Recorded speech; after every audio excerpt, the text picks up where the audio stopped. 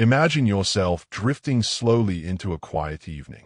The world outside has stilled, the air is soft, and you are ready to rest. Tonight, we will step together into a story that has been told and retold across centuries, carried by the voices of scholars, poets, travelers, and dreamers. It is a story woven into the heart of Chinese mythology, yet it feels alive no matter where it is heard. It is the tale of Sun Wukong, better known as the Monkey King, a figure at once mischievous and wise, reckless and enlightened, playful yet deeply profound. This introduction is not simply the opening of a tale, but an invitation into another world. A world of ancient mountains, shimmering heavens, and seas that hold treasures deeper than gold. A world where mortals and immortals, demons and deities, all cross paths in a tapestry of lessons and legends. Tonight, the Monkey King's story will not be told as a hurried adventure, but as a gentle, unfolding journey, one that flows like a river at twilight, steady and calm, guiding you into rest as it carries you toward dreamlike landscapes. Chinese mythology itself is vast and timeless. It is filled with gods who tend the heavens, spirits who guard rivers, sages who seek eternal truth, and beings born from the essence of nature itself. Within these myths, Sun Wukong stands apart. Unlike serene immortals or tragic mortals who seek release from suffering, the Monkey King is unruly, bold, and endlessly curious. He represents the energy of life itself, untamed, eager, and determined to leave his mark upon the universe. To tell his story is to step into the balance between chaos and order, ambition and humility, rebellion and enlightenment. As you listen, allow the rhythm of the tale to soothe you. There will be battles, yes, but they will arrive like distant echoes. There will be triumphs and mistakes, but each will be softened by the calm of reflection. Every rise and fall in the Monkey King's journey can be heard like a breath, inhaling with his youthful energy, exhaling with his gradual wisdom. The story is large and timeless, but tonight it will be told in a way that feels quiet, steady, and safe, perfect for carrying you into sleep. The Monkey King's tale begins long before he earns titles or encounters gods. It begins with something simple, something serene, a mountain, a stone, and the breath of creation itself.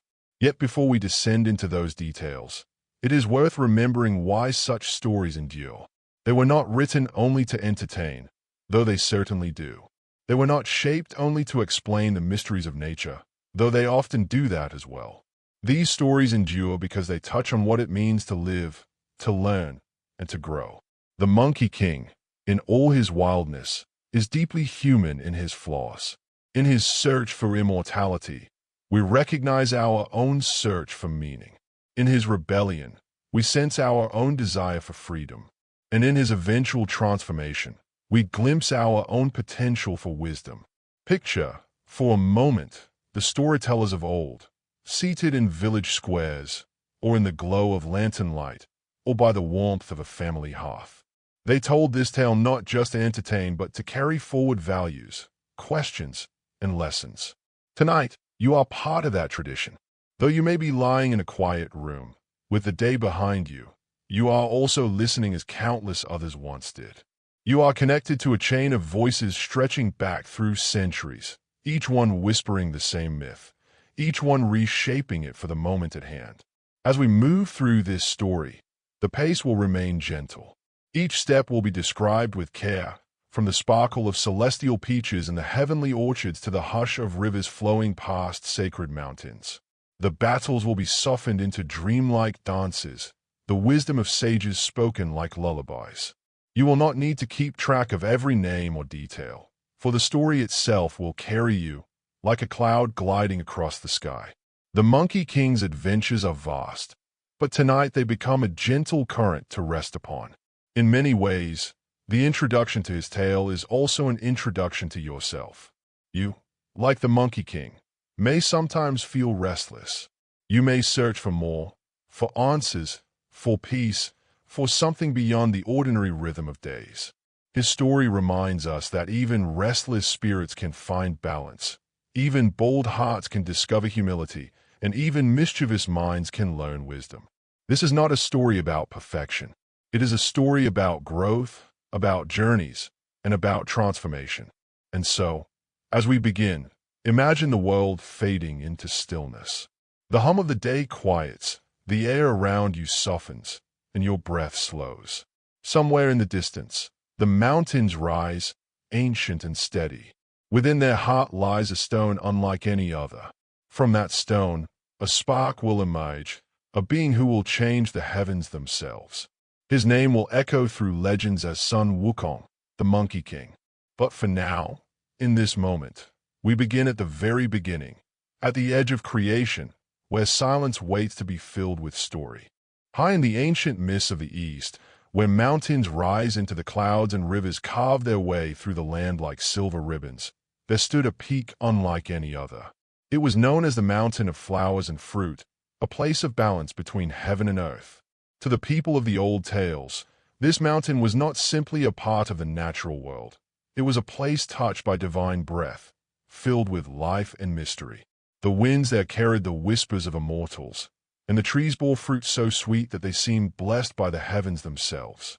At the very heart of this mountain, cradled in silence, was a great stone. It was no ordinary stone, but one shaped by the cosmos. Legends tell that when the elements of the world, the fire of the sun, the water of the seas, the breath of the winds, and the steadiness of the earth, met in perfect harmony, they formed this stone. Over countless ages, it absorbed the essence of the sky above and the soil beneath. It drank the dew of dawn and basked in the glow of moonlight. Slowly, quietly, it became more than stone. It became alive. One day, as the stories say, the stone began to glow with a soft radiance. Its surface cracked gently, as though the heavens themselves were unlocking a secret. From within burst forth a single beam of light, rising high into the sky, so brilliant that it startled dragons in their caves and drew the attention of sages meditating in distant valleys. This beam of light, shimmering with colors no human eye could fully capture, declared that something extraordinary had been born. And from that stone, a monkey stepped out, small at first, with bright eyes and nimble limbs, but carrying in his very being the energy of the cosmos. His fur shimmered with the essence of the earth, his eyes shone with sparks of the sun, and his breath echoed the rhythm of wind and tide. He was not like other creatures of the forest. He was a being of destiny. The mountain itself seemed to awaken with his birth, as though every tree, flower, and stream recognized that a life had emerged who would one day shake both heaven and earth. The newborn monkey looked around with curiosity, blinking at the sunlight that danced upon the leaves. He stretched his arms and scampered playfully, his movements filled with a natural agility. The birds, startled at first, began to sing again, circling above him in patterns that seemed almost celebratory. The rivers nearby glittered as if welcoming him. This was not a lonely birth. It was as though the entire mountain greeted its new child. From the very beginning, this monkey displayed a cleverness that set him apart.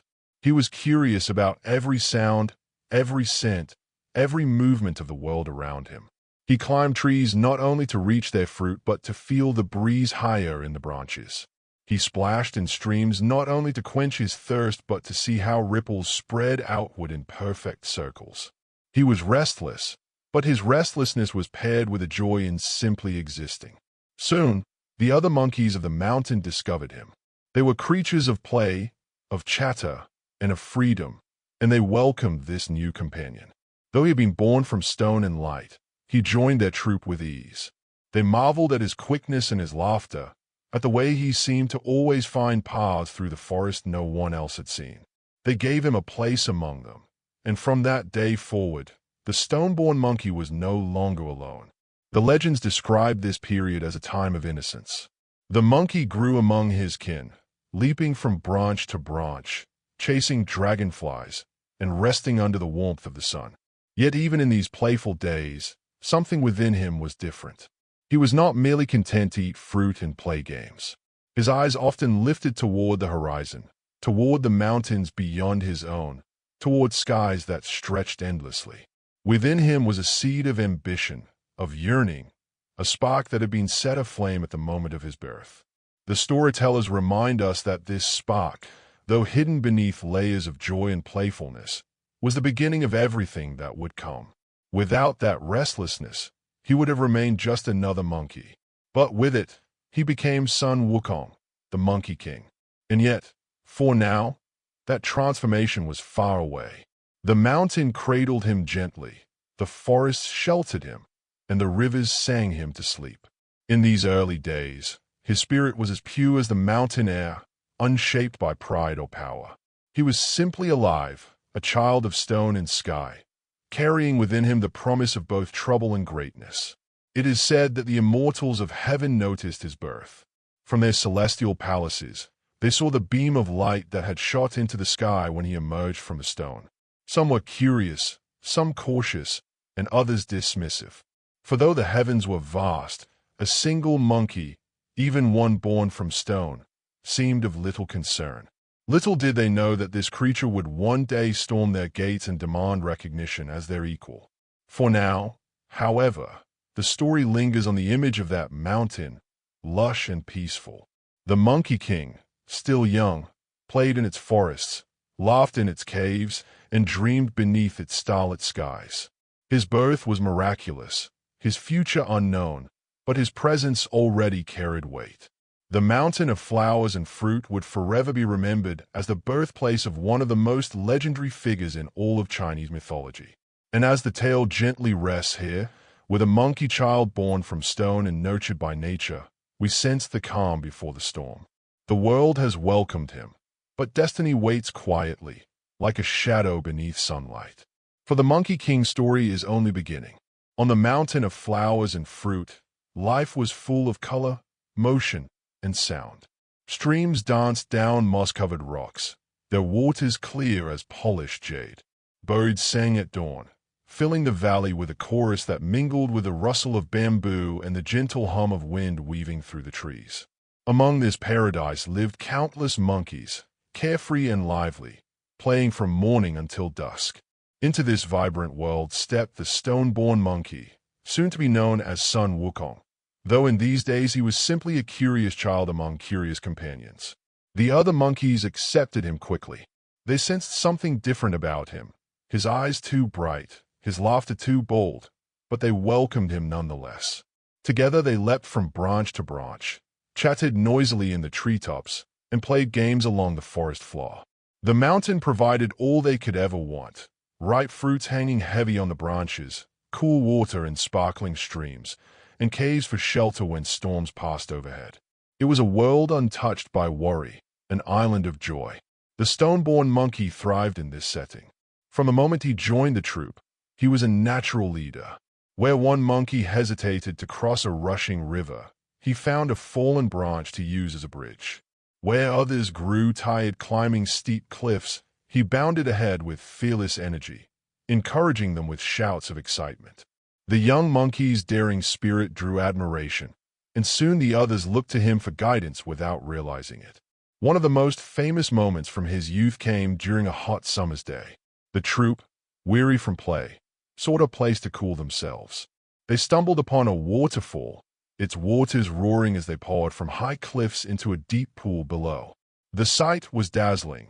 Mist hung in the air, refracting light into tiny rainbows, while the sound of rushing water echoed like drums across the valley. The monkeys gathered in awe, their chatter falling silent. "Who among us," one of them said, "is brave enough to leap through that waterfall and discover what lies behind it?" For a long moment, none dared. The force of the water was too strong, the unknown beyond too frightening. Yet the stone-born monkey, eyes gleaming with curiosity, stepped forward. He laughed, not with arrogance, but with the joy of adventure. "If none of you dare, then I will go. Wait here, and watch me." With a nimble leap, he bounded into the cascading torrent, vanishing into the curtain of water. The monkeys gasped, fearing they might never see him again. But moments later, his voice echoed from behind the waterfall, ringing with triumph. Come and see. A hidden home awaits us here." The others scrambled after him, their fear replaced with excitement. Beyond the waterfall, they discovered a secret cave, spacious and cool, with stone chambers and winding passages. Clear water flowed through it, and soft moss carpeted the ground. It was a perfect refuge, hidden and safe, as though made for them by the mountain itself. The monkeys rejoiced, declaring that this clever young one should be their king. They crowned him leader not with jewels or gold, but with laughter, cheers, and the trust of their hearts. From that day forward, the stone-born monkey became known as the Monkey King. It was a title born not of divine decree, but of the love and loyalty of his companions. In his leadership, the troop thrived. He led them in finding food, in building their lives around the hidden cave, and in keeping each day full of joy. Where other animals might struggle or fight, the monkeys under his cave felt secure. These days of early rule were filled with happiness. Yet beneath the calm rhythm of life, something deeper stirred in the Monkey King. While his kin were content with fruit, play, and safety, he found his thoughts wandering beyond the mountain. In quiet moments, when the stars glittered above and his troops slept, he sat awake, staring into the distance. His heart, restless by nature, longed for more. Why should life be limited to play? Why should death come to all creatures, ending joy so abruptly? He began to wonder about the mysteries of the world, about immortality, wisdom, and power. But even as these thoughts quietly grew, he remained devoted to his kin. He played with them, laughed with them, and defended them when dangers arose. The mountain was not without threats. Great birds of prey circled above. Tigers prowled the forest below. Yet with courage and cleverness, the Monkey King always found a way to protect his troop. His leadership was not just bold, but playful, filled with laughter even in moments of risk. The storytellers of old often linger on these early years, painting them with warmth and nostalgia. For though Sun Wukong's later adventures would be grander, filled with battles against heaven itself, it was here, among his kin, that he learned what it meant to belong, to lead, and to inspire. These years were a foundation, a time of joy and discovery, before the weight of ambition and pride would test him. The mountain of flowers and fruit was not just his birthplace, but his first kingdom, his first home. The rivers and waterfalls, the caves and fruit trees, all bore witness to his laughter and his daring. To imagine this time is to imagine a paradise untouched by sorrow, where a young monkey born from stone discovered friendship, loyalty, and the beginnings of leadership. And yet, in the stillness of night, when the world quieted and the only sound was the soft flow of streams, the Monkey King's gaze turned upward. The stars seemed to whisper of mysteries beyond the mountain. His heart, never satisfied with the simple joy of play, reached toward those mysteries. That reaching, that restless spark, would soon lead him on a journey beyond his home, one that would carry him into the realms of immortals, sages, and gods. But for now, the tale rests in that paradise. A king among monkeys, a leader born not of power but of trust, Sun Wukong enjoyed the first taste of greatness. The mountain cradled him gently, his companions followed him gladly, and his laughter echoed across the valleys like music. This was his beginning, innocent yet ambitious, playful yet destined for more. Though the mountain of flowers and fruit gave the Monkey King everything he could desire, companionship, laughter, abundance, and the loyalty of his kin, there came a day when joy was interrupted by the inevitability of life's cycle. It happened quietly, without warning, as the troop played and foraged among the trees. One of the older monkeys, who had long shared in their games and songs, fell ill. The troop gathered around, chattering with concern, but nature followed its course. Within days, their companion was gone. For the other monkeys, grief was brief. They returned to their play, their lives moving in the simple rhythm of nature. But for the Monkey King, the moment left a mark deeper than any scar. He stared at the stillness of his fallen friend, wondering why laughter and life must end so suddenly. The sight filled him with unease. He asked himself questions that his kin did not think to ask. If one can live with such joy, why must that joy come to an end? If the world is filled with such wonders, why should time ever take them away? The thought of mortality troubled him. Night after night, while the troop slept soundly, he sat beneath the stars, gazing upward in silence. His heart, always restless, grew heavier with these questions. He realized that his crown of leaves, his title as Monkey King, and even his paradise on the mountain meant nothing if death would one day claim him too. The sweetness of fruit, the laughter of his kin, even the cool caves behind the waterfall, all of it could vanish with a single breath. And so, the Monkey King resolved to find an answer. If death was inevitable, he would seek a way to defy it. If all creatures were bound by time, he would search for the secret to slip free. This was the beginning of his great quest, the search for immortality. One morning, he gathered the troop beneath the waterfall cave. His voice carried not with the light-hearted mischief of play, but with the weight of determination. "My brothers, my sisters," he declared, "will live happily here, but the shadow of death falls upon us all. I cannot accept this. I will leave the mountain and search the wide world for the secret of eternal life. When I find it, I will return, and we will all live without fear." The monkeys protested, clinging to him with cries and chatter, but he reassured them with a smile. "I will return," he promised, "but this journey is one I must take." And so he set forth. Alone for the first time, he traveled beyond the comfort of the mountain of flowers and fruit into valleys and forests unknown. The world outside was vast and filled with wonders he had never imagined.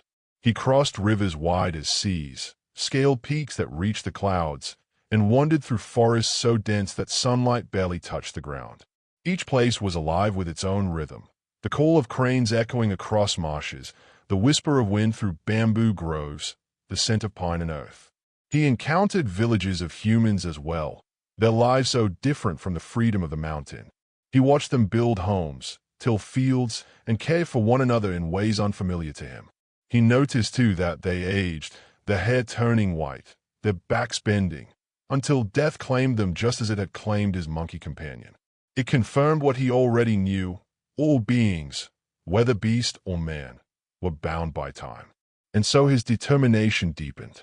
The Monkey King wandered for years, seeking sages, hermits, and masters who might hold the secrets of life beyond death.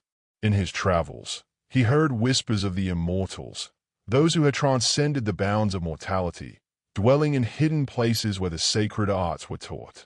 These immortals, he learned, lived not in villages or cities, but in remote caves and distant mountains, where the energy of the cosmos flowed more purely.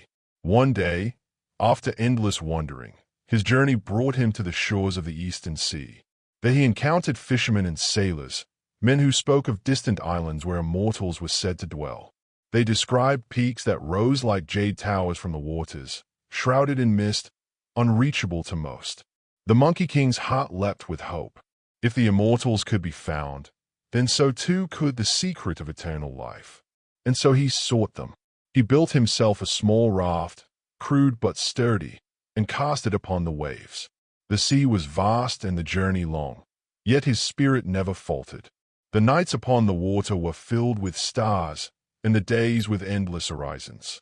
He drifted in silence, carried by wind and current, until at last he reached distant shores where mountains glowed with an otherworldly aura.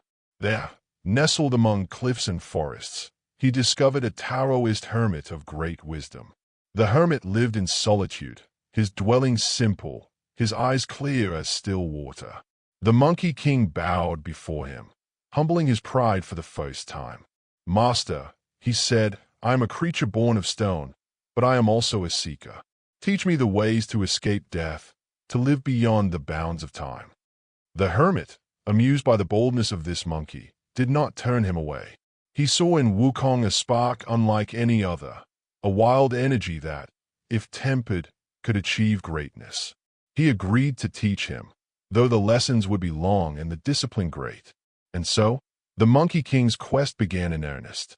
This journey, sparked by the death of a single companion, became the turning point of his life. The carefree days of innocent play had ended. Now his restless spirit was set upon a path that would carry him into the deepest mysteries of existence. His heart, once troubled by mortality, now burned with determination to overcome it. The storytellers often pause here, reflecting that in this restless search, Sun Wukong mirrors the human heart.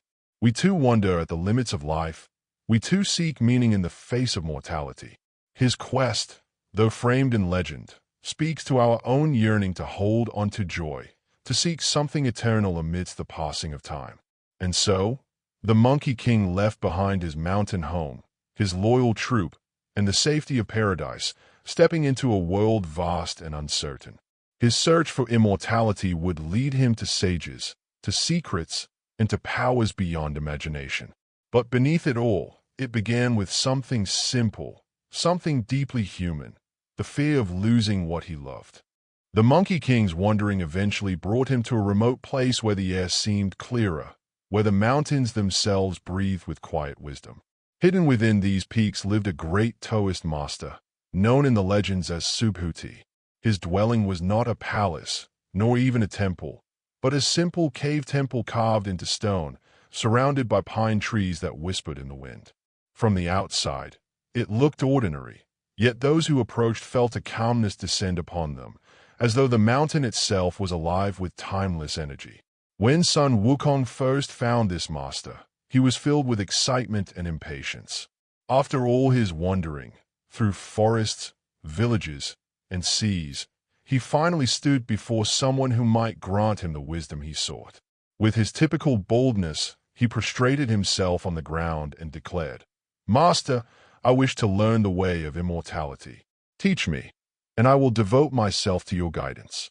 The master, with a long beard and serene eyes, regarded him for a moment in silence. Sun Wukong's bright gaze and restless spirit were impossible to hide. Yet the master also saw within him something rare, a vitality born from heaven and earth, a spirit not bound by ordinary rules. With a gentle nod, he accepted the Monkey King as his disciple. Thus began years of training, years that would shape Sun Wukong into the legendary figure whose name would echo across heaven and earth. The training was not what Wukong had expected. He had imagined perhaps immediate secrets, powerful spells, and shortcuts to immortality. Instead, his days were filled with stillness. The master taught him first to sit quietly, to breathe slowly, to let his thoughts drift away like clouds. For a restless spirit like Wukong, this was the hardest task of all. His mind leapt like a sparrow, his energy surged like a river. But the master insisted, day after day, that true strength begins not in chaos but in stillness. At first, the Monkey King fidgeted, complained, even tried to sneak away from lessons. Yet the more he returned, the more he began to notice the beauty in silence. He could hear the wind weaving through bamboo, the steady drip of water in distant caves, the pulse of his own heartbeat. Slowly, almost against his nature, he began to find peace in sitting still. The restless spark within him had not vanished, but it had learned to wait. When the master judged him ready, he introduced Sun Wukong to deeper teachings. He was instructed in the way of Taoist magic, the cultivation of energy, the alignment of breath and spirit with the flow of the universe. Wukong learned to sense the subtle currents of qi, the vital energy that runs through all things. He practiced controlling his breath until he could hold it for hours, his body still as stone, his mind sharp as lightning. It was through these teachings that he gained his first taste of true power. The master revealed to him the 72 transformations, a set of magical arts that allowed him to shift his form into almost anything: bird, beast, object, or even mist. With practice, Wukong learned to alter his appearance at will, sprouting wings to soar through the skies or shrinking himself to the size of a needle to hide from danger. Each transformation filled him with glee, for it suited his mischievous nature. He delighted in surprising his fellow students, appearing as a bird one moment, a tree the next, laughing all the while. But the greatest of all his lessons was the art of the cloud somersault. Through discipline and practice, Wukong learned to command the winds and ride upon the clouds themselves. With a single leap, he could travel vast distances, some say as much as 108,000 li, a measure so immense that he could cross the world in the time it takes a breath to form. This was freedom beyond even his wildest dreams. No wall could contain him, no mountain could stop him, no sea could hinder his steps. The master also taught him sacred spells, incantations that could summon protection, heal wounds, and ward off spirits. He learned to command fire and water, to summon strength beyond measure, and to sharpen his senses until he could see through illusions. With each lesson, the Monkey King's confidence grew, as did his pride. He was not just a clever monkey anymore. He was becoming something far greater. Yet alongside these powers, the master also sought to temper his spirit. He spoke of humility, of balance, of the dangers of pride. Strength without wisdom is a fire that consumes all it touches, he warned. You must learn not only to wield your gifts, but to restrain them. The Monkey King listened, but his heart was not fully patient. Though he respected his master, he also delighted in showing off his new powers. Among the other disciples, he played tricks, vanishing in smoke or transforming into odd creatures to make them laugh, or sometimes to annoy them. The master sighed at his mischief but allowed him space, for even wild spirits need time to learn. One evening, as the stars glittered over the mountain, the master called Sun Wukong aside. He looked at the eager monkey, now full of power and pride, and spoke softly. You are no ordinary being. The heavens will one day take notice of you. Use what I have taught wisely. Do not let arrogance guide your steps, for the road of pride leads to ruin. The Monkey King bowed, promising to remember his master's words. And perhaps, in that moment, he believed them. Yet deep within, his restless spirit stirred, eager to test his strength against the world. The years with the Taoist master came to an end when Wukong felt his training was complete. He had learned all that could be taught: transformations, spells, and the cloud somersault. His heart burned to return to his mountain, to show his kin the greatness he had achieved, and to claim his place not just as their king, but as a being of true power. With gratitude, and no small measure of pride, he bid farewell to the master. The Taoist sage, watching him depart, shook his head gently. The stone-born monkey will shake the heavens, he murmured, but whether he brings ruin or enlightenment will depend on the choices he has yet to make. And so, with new powers coursing through his veins and ambition burning brighter than ever, the Monkey King left the mountain of the sage. He bounded across the sky on his cloud somersault, his laughter echoing through the valleys. His quest for immortality had succeeded. He had learned the arts that would keep him from death. But his journey was far from over. His powers, once tested against the world, would set in motion events that even the heavens could not ignore. For now, though, the story rests on the image of Sun Wukong soaring joyfully on a cloud, leaving behind the discipline of his master, carrying within him the seeds of both greatness and downfall. When Sun Wukong descended from the skies back to his homeland on the mountain of flowers and fruit, the world seemed utterly transformed. He had left as a daring but curious monkey, one who sought the secrets of life and death. Now, he returned as something far greater, an immortal warrior scholar of the Taoist arts, with powers that no ordinary creature could comprehend. The mountain awaited him like a faithful home. The rivers glistened in the sunlight, the peach trees swayed gently in the breeze, and the waterfalls sang the same song they always had. Yet, to Wukong's sharpened senses, every detail was clearer, more alive. He could feel the currents of chi flowing through the stones beneath his feet, the breath of the forest creatures hidden among the branches, and even the subtle rhythm of the earth itself. The other monkeys, who had long mourned their king's absence, were overjoyed at his return. They rushed to greet him, chattering and bowing with deep respect. To them, he was no longer just their leader but a figure cloaked in divine brilliance. They saw his golden eyes glowing faintly with power, his posture radiating strength and confidence, and they knew at once. Their king had gone into the world to seek wisdom and had returned as a being touched by heaven. The Monkey King wasted no time in showing them what he had learned. With a flick of his wrist, he transformed into a great bird, soaring above the waterfall before shifting back into his usual form. Gasps of a rippled through the crowd. Then, with a playful grin, he leapt into the air and somersaulted on a cloud, vanishing into the sky before reappearing with a thunderous laugh. The monkeys below clapped their hands and tails in delight. To them, he was not merely powerful, he was magic incarnate, a living legend who would protect them forever. From that day forward, the mountain of flowers and fruit thrived under Sun Wukong's renewed reign. He organized his subjects with greater care, teaching them order and discipline. No longer were they just wild creatures living in caves and trees. Now they had a ruler who was clever enough to build a kingdom. He showed them how to carve shelters into the cliffs, how to find food in abundance, and how to use teamwork to protect their home from predators. Under his guidance, their lives grew more secure and prosperous. But Sun Wukong's ambitions did not stop at protection. His training had instilled in him not only power but also confidence. Confidence that sometimes grew into arrogance. He saw himself not as an ordinary king of monkeys, but as a sovereign worthy of comparison with the lords of men and the rulers of heaven. Why, he thought, should the heavens above look down upon me? Am I not their equal now? I have learned immortality, mastered transformations, and ride upon the clouds themselves. Surely no god or immortal can claim more than I. Yet for all his pride, he was not without affection for his people. He truly loved the monkeys, his kin, and sought always to keep them safe. One of his greatest worries was the thought of mortality. Though he himself had secured freedom from death, his subjects were still vulnerable.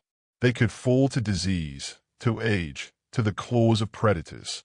Sun Wukong's heart ached at the thought of losing those he ruled.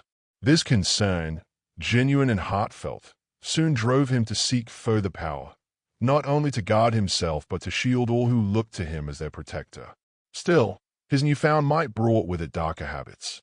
When threats approached the mountain, wild beasts, wandering hunters, or rival spirits, Wukong unleashed his strength without hesitation. With transformations, spells, and cloud leaps, he routed every enemy with ease. Tales of his invincibility spread through the surrounding lands. Local spirits and demons began to fear the Monkey King, whispering his name with both awe and dread. Some tried to challenge him, hoping to topple his growing legend, but none could stand against him. These victories only deepened Wukong's sense of destiny. He began to see himself not just as a king, but as a hero whose name would echo beyond his mountain. At times, he would sit upon the highest peak, gazing at the horizon where the sky kissed the earth, and whisper, "Why should I remain only here? Why should heaven and earth not know me as their equal?" It was during this period that a new restlessness stirred within him. Though his kingdom was prosperous, though his people adored him, a gnawing thought kept returning. He was still unarmed. What use was all his strength, all his transformations, without a proper weapon worthy of his power? He carried no staff, no sword, no spear, only his claws and teeth, which seemed too small compared to the vastness of his ambition. The idea of acquiring a weapon became an obsession. He dreamed of it at night, envisioned it during the day, and even spoke of it to his closest companions. "A king such as I cannot go unarmed," he declared. "Heaven has given me strength, but I must forge my symbol of authority, a weapon that will bow to none." His monkeys listened with wide eyes, unsure of what such a weapon might be, but trusting in their king's vision. The seed of a new quest had been planted, one that would lead him to treasures hidden beneath the sea, guarded by dragons and spirits of unimaginable might. For now, though, the mountain of flowers and fruit was a paradise. The waterfalls sparkled in the sun, the peach trees bore fruit sweeter than honey, and the laughter of monkeys filled the air. Their king sat upon his throne of stone, eyes glowing, power radiating, and ambition rising like the tides. This balance, between peace and pride, between love and ambition, would not last forever. But for a time, the Monkey King was truly mighty, a sovereign adored by his people, feared by his enemies, and destined to challenge even the highest powers of the cosmos. He had learned much from his Taoist master, and his heart was still warmed by loyalty to his kin. Yet within him stirred the restless spirit that no discipline could entirely tame. Soon, that spirit would drive him far beyond the mountain, in search of the one thing he lacked, a weapon fit for a king who sought to rival heaven itself. Though Sun Wukong's mountain kingdom flourished, his heart was unsettled. He had power, He had magic, and he had the adoration of his people. Yet deep inside, he felt incomplete. A true king, he thought, must carry a weapon worthy of his stature. His claws were sharp, yes, and his transformations endless, but none of these felt like the true symbol of his authority. At night, he would sit upon the highest rock near the waterfall, the moonlight shimmering on his golden eyes. He imagined himself in battle, standing tall against celestial warriors or demons of the underworld. In every vision, he held a weapon, something immense, radiant, and unbreakable. But when he looked at his own hands, empty except for the strength of his fists, he sighed. This longing grew stronger each day, until it consumed his thoughts. What is a king without a staff? What is a warrior without a blade? He muttered. His people noticed his restlessness, and when they asked what troubled him, he declared, "I must find a weapon unlike any other in the world. With it, I will protect you, and none will dare challenge our mountain again." The monkeys cheered, eager to see what wonders their king would bring back. Their faith in him only deepened his resolve. Sun Wukong's search began with earthly weapons. He visited villages nearby, sometimes disguising himself as a wandering sage, sometimes striding boldly in his true form. He seized spears from soldiers, lifted heavy axes from blacksmiths, and even tested iron rods said to be unbreakable. Yet each time, disappointment followed. Some weapons were too brittle, snapping like twigs in his powerful hands. Others were too light, feeling like toys compared to his strength. Even the heaviest of iron poles could not withstand his grip. They bent and warped as though they were made of soft clay. "No," he growled after one such test, tossing a massive iron staff into a river. "None of these are fit for me. My weapon must be alive with power, as I am alive with heaven's energy. It must bend to no one but me." Frustrated but determined, he sought guidance. Rumors reached him of the great dragon kings, rulers of the seas who guarded treasures forged in the earliest days of the world. The oceans, he learned, held weapons crafted not by mortal hands, but by the cosmos itself, relics infused with elemental power. If anywhere held the weapon he sought, it would be in those depths. Without hesitation, he leapt upon his cloud and rode across the skies until the endless ocean stretched beneath him. The sight was magnificent, waves rolling like mountains, gulls crying in the wind, the sun sparkling over the water's surface. For a moment, Wukong admired the beauty, then laughed. "If the seas hide what I seek, then into the seas I go." With a somersault, he plunged downward, parting the waters with his strength until he reached the grand palace of the Dragon King of the Eastern Sea. The palace shimmered with coral walls, pearl columns, and golden gates.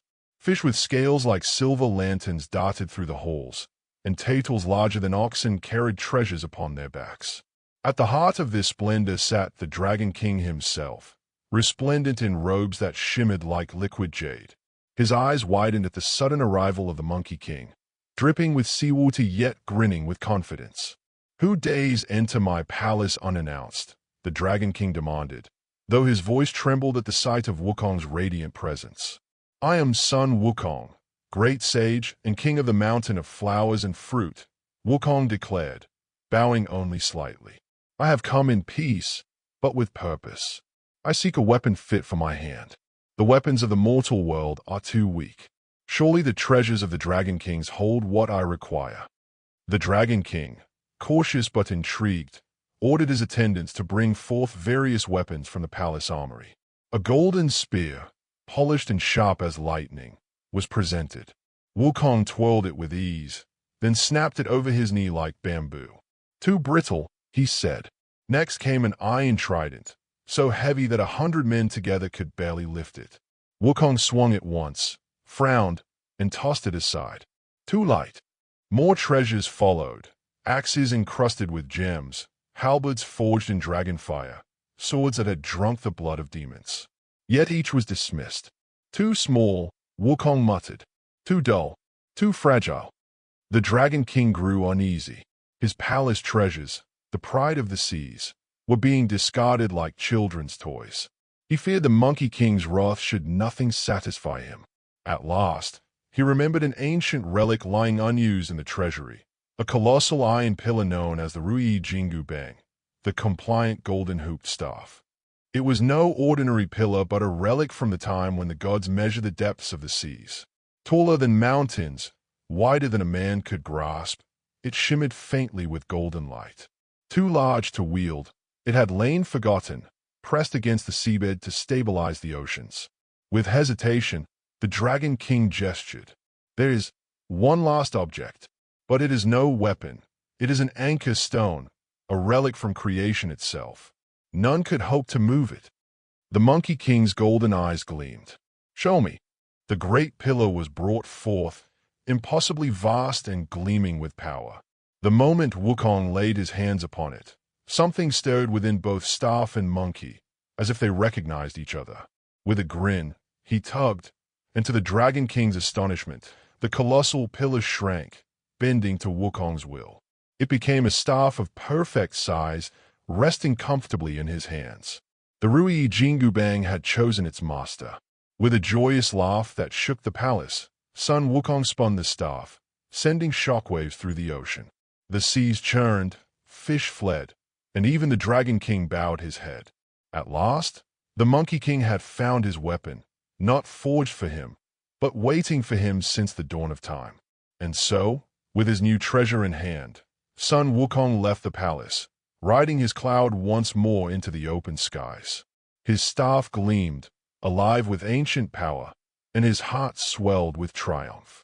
The world would soon learn that the Monkey King was not only immortal and mighty but now armed with a weapon fit to shake both earth and heaven. The Monkey King soared back across the skies, the ocean winds still clinging to his fur, his laughter booming through the clouds. In his hand rested the treasure he had long desired, the Rui Jingu Bang, the compliant golden-hooped staff.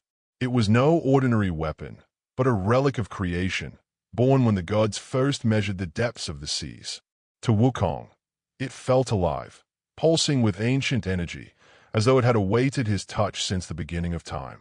What made the staff so wondrous was not only its immense strength, but its obedience to the Monkey King's will. Unlike mortal weapons, which broke under his grip or bent under his strength, this staff shifted to match him perfectly. If he wished it small, it shrank down to the size of a sewing needle, so light that he could tuck it behind his ear like a simple ornament. If he desired it vast, it grew until it reached the heavens themselves, heavier than mountains, more solid than the earth. Its true form, an iron rod inscribed with golden hoops and etched characters, shone with a glow that seemed to pulse like the heartbeat of the cosmos. As Wukong practiced with it, twirling it in his hands, the air itself trembled. Each sweep of the staff created a rush of wind, scattering leaves, rattling trees, and even parting clouds above. Striking the ground with it sent tremors rolling through the mountain valleys, as though the earth itself acknowledged the weapon's presence. The monkeys of his kingdom watched in awe, clinging to branches and rocks, cheering each thunderous movement of their king. To them, the staff was more than a weapon. It was a symbol of divine favor. "Our king has been chosen by heaven itself," they whispered. Even the seas could not hold what now belongs to him. Their pride in Wukong deepened, their faith in him absolute. In their eyes, no enemy could ever touch them now. The Dragon Kings, however, were less enthusiastic. When Wukong had first taken the staff, they had hoped he would grow weary of it, that perhaps it would prove too heavy or too unwieldy. But when they heard that he wielded it effortlessly, shrinking and expanding it at will, their unease grew into fear. They whispered among themselves, wondering what chaos this monkey might unleash upon the world now that he carried such a weapon. Yet none dared to confront him. His joy was too great, his power too evident. The Monkey King himself felt invincible. With his immortality secured, his transformations mastered, and now the perfect weapon in his hands, he believed there was nothing left to fear. He returned to the mountain of flowers and fruit like a triumphant hero, the staff balanced proudly across his shoulders. His subjects erupted in celebration, leaping and chattering in unison, filling the mountain with cries of delight. Their king had gone into the depths of the sea and returned not just victorious, but unstoppable. The days that followed were filled with revelry. Wukong demonstrated the staff's powers again and again, sometimes for training, sometimes simply for amusement. He would shrink it to the size of a hairpin and pretend he had lost it, only to draw it from behind his ear with a mischievous grin. Then, with a shout, he would command it to grow, until it stretched into the sky, blotting out the sun with its enormity. The monkeys laughed and clapped, astonished each time even though they had seen the trick before. Yet, beneath the play, there was seriousness. Wukong began to drill his subjects with more discipline. "We are no longer mere monkeys," he declared. "We are a kingdom, and kingdoms must defend themselves." He taught them to use stones, sticks, and improvised weapons, though none could match his staff. With the Ruyi Jingu Bang in his hand, he was their shield, their sword, their invincible guardian. The staff became an extension of his very being. He slept with it beside him, carried it wherever he traveled, and would not part with it even for a moment. When he sat upon his throne of stone, the staff rested across his lap like a scepter, marking his authority not only as king of the monkeys, but as a sovereign destined for greater heights. But with the staff came a subtle shift. The power it granted him was intoxicating. Each swing filled him with exhilaration. Each display of strength fed his pride. He began to look not only at the mortal world with disdain, but also at the heavens themselves. What gods could stand against me now? He wondered aloud. Who among the immortals could challenge me when I wield the weapon of creation itself? This pride did not escape the notice of the cosmos. Though Wukong felt untouchable, forces beyond the mortal and earthly realms began to stay. The celestial courts, with their jade palaces and watchful guardians, whispered of the Monkey King who defied order, who took what he desired from sea and land, and who laughed in the face of destiny. Already, his name carried upward, carried by the winds to the Jade Emperor's throne. For now, though, Sun Wukong remained blissfully unaware of the trouble he was drawing upon himself. His heart was full, his kingdom strong, and his staff, his perfect, obedient, indestructible staff, was always at his side.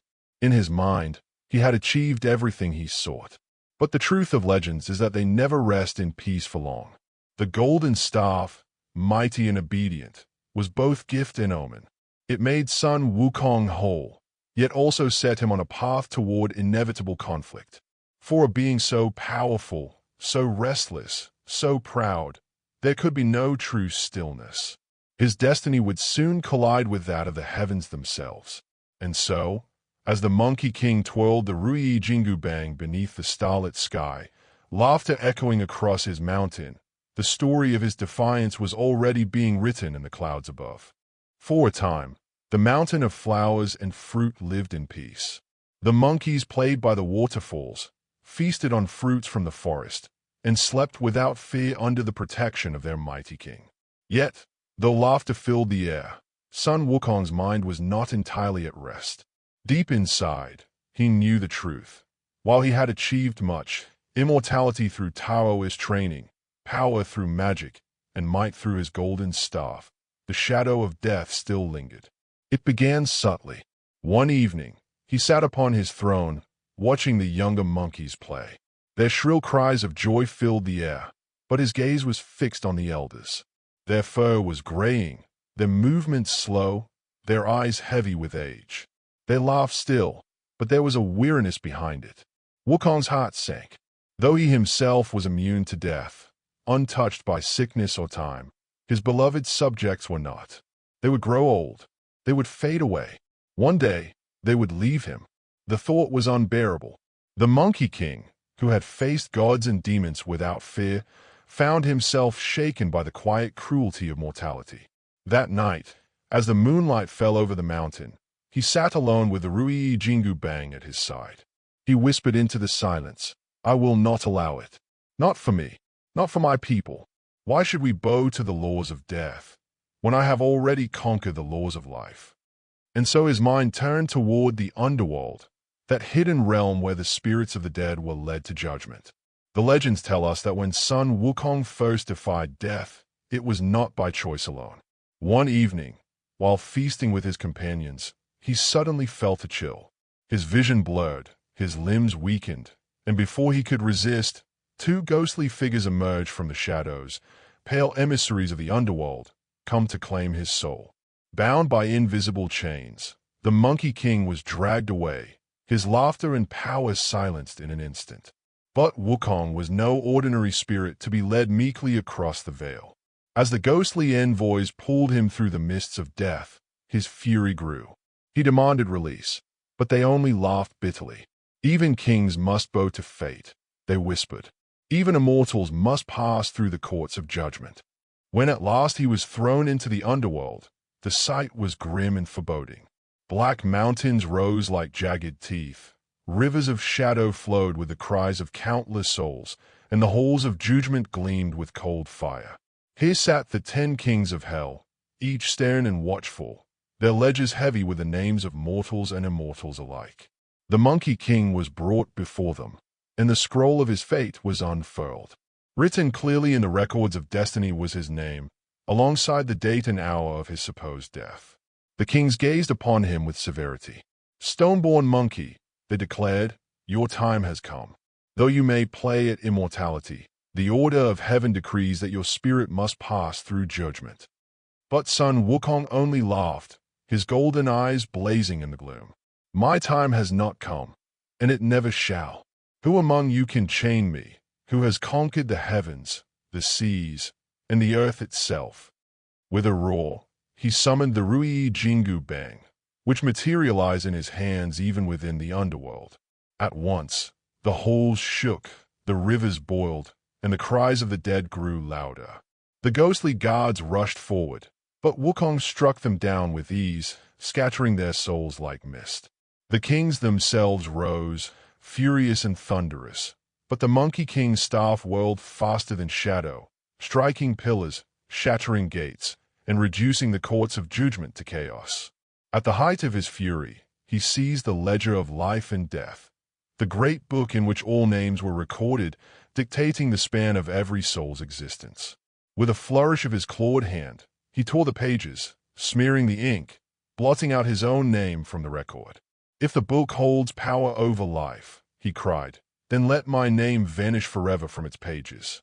No king of death, no law of heaven shall bind me." Not content with saving himself, Wukong went further. He tore out the names of his people, the monkeys of the mountain of flowers and fruit, erasing their fates, stripping death of its claim upon them. When he was finished, the ledger lay ruined, its power shattered. The kings of hell looked on in horror, powerless before his defiance. Then, with a triumphant laugh, Wukong leapt upon his cloud and burst free from the underworld. The gates of death crumbled behind him, and the mists of the spirit world parted as he soared once more into the living realm. When he returned to his mountain, his people were overjoyed. "We are free," he declared. "Death itself cannot touch us. From this day forward, no reaper, no ghost, no underworld shall take what is ours." The monkeys cheered, their voices echoing through the valleys, believing their king had forever broken the chains of mortality. And in truth, he had. For Sun Wukong had done what none before him dared. He challenged death itself, not only for his own sake, but for those he ruled. The chains of fate had been broken, and the order of the cosmos had been shaken. But in the heavens above, this rebellion did not go unnoticed.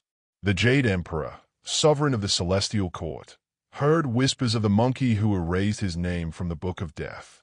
The gods, already wary of Wukong's growing strength, now looked upon him with dread. For to defy the underworld was no small matter.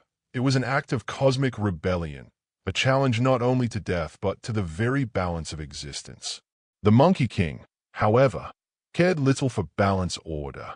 He stood upon his mountain, staff in hand, laughter rolling like thunder, declaring himself beyond the reach of death.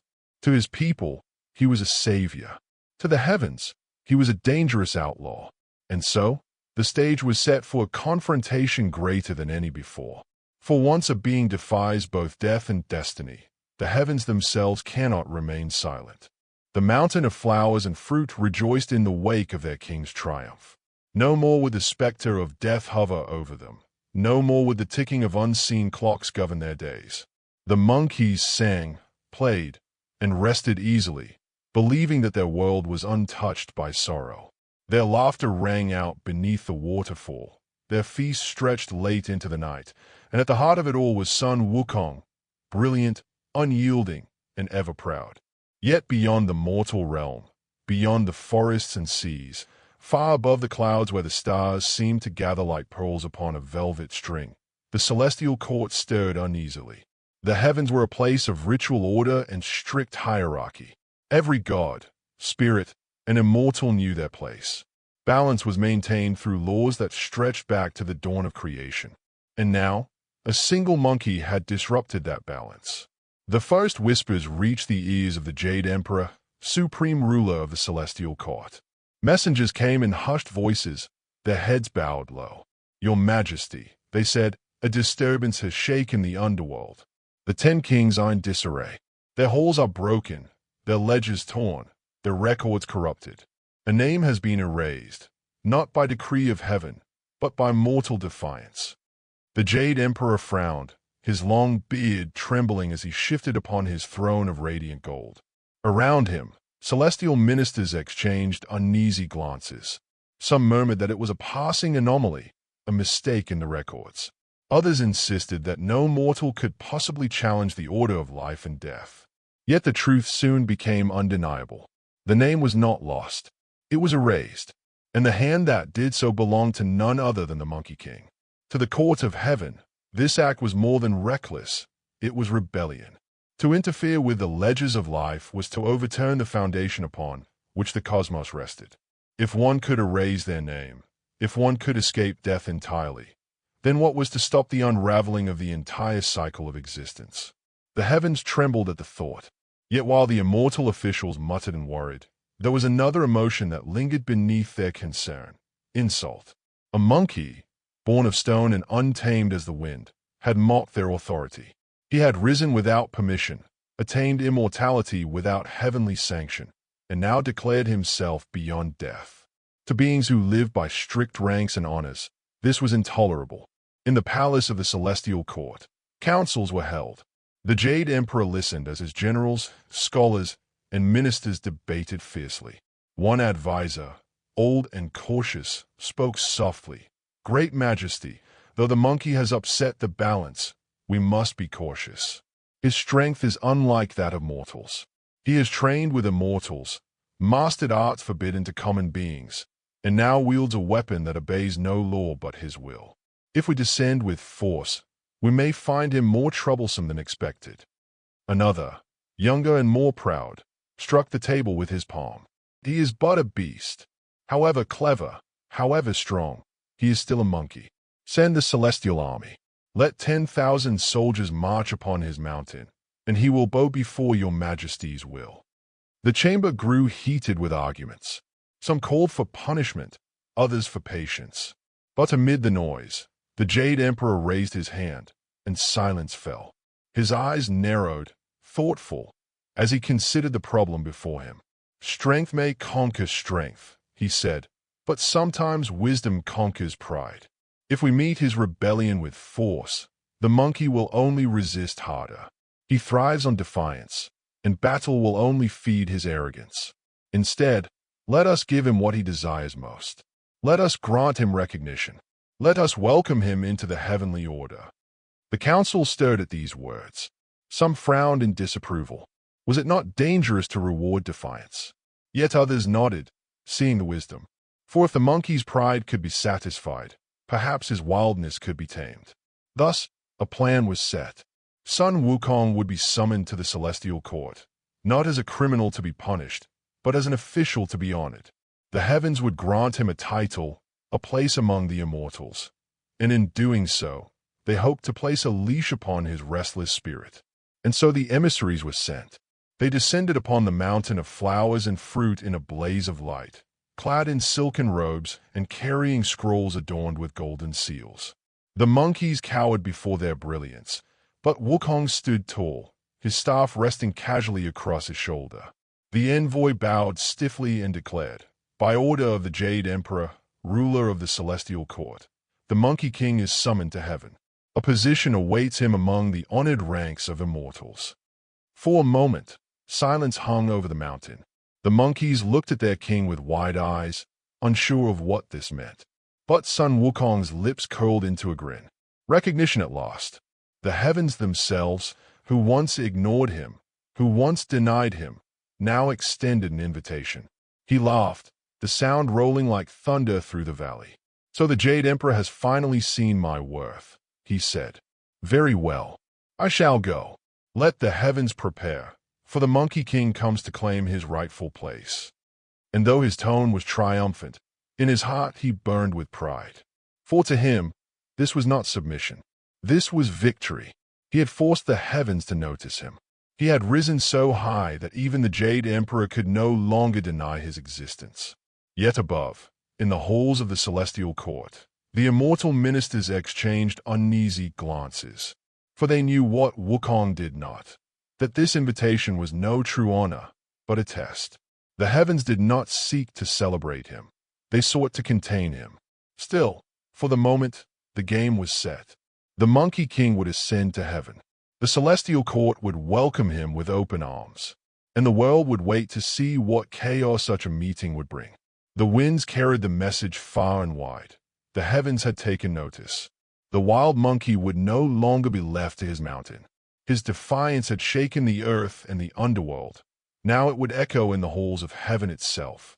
The journey from the mountain of flowers and fruit to the celestial court was unlike anything Sun Wukong had ever experienced.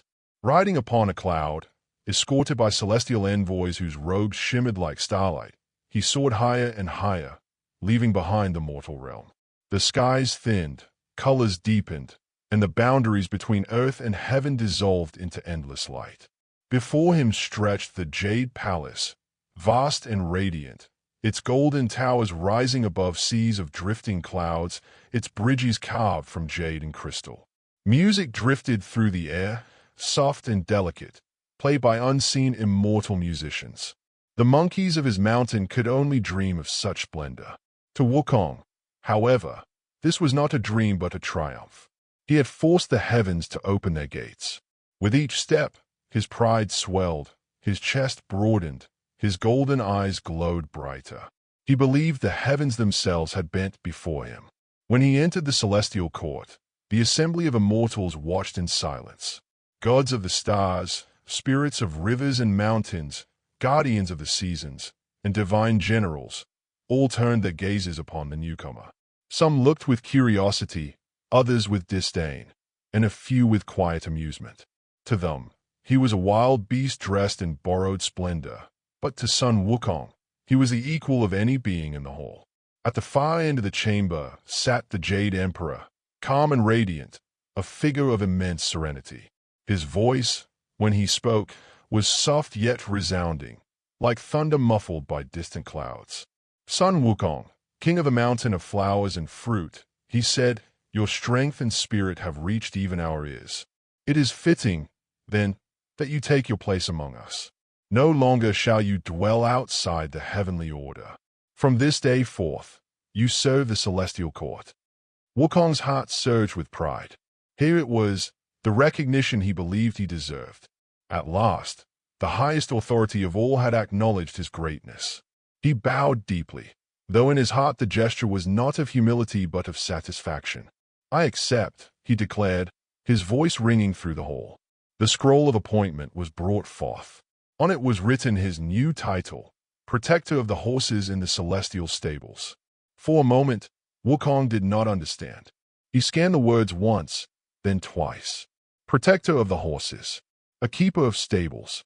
The realization crept in slowly, then struck like a blow. His golden eyes flickered, his pride wavered. Surely, this was a mistake. He had expected a lofty title, General of the Celestial Armies, perhaps, or Lord of the Immortals. Not this, not the duty of a stable hand. Yet the courtiers watched him closely, their faces unreadable. Some had smiles behind their sleeves. The Jade Emperor's expression remained calm, unchanging. To refuse now would be to insult heaven directly. To protest openly would make him seem ungrateful. So, with a forced smile, Sun Wukong accepted. "Protector of the horses," he said, as though testing the sound of it. "Very well. If that is the will of the heavens, then I shall fulfill it." And thus, the Monkey King was led to his post, not to the grand halls of command, but to the celestial stables, where heavenly steeds grazed upon clouds and drank from silver troughs filled with dew. The horses were magnificent, creatures of divine strength, their manes flowing like streams of moonlight, their hooves leaving sparks of flame as they struck the ground. They snorted proudly, tossing their heads as Wukong entered. To the celestial grooms, this was an honorable duty, for the heavenly steeds were prized above all. Yet to Sun Wukong, it felt like mockery. He had risen from stone, defied death, wielded power unmatched, only to be placed here, tending to animals. Still, he performed the role with vigor. He brushed their coats, polished their hooves, and fed them fruits plucked from celestial orchards.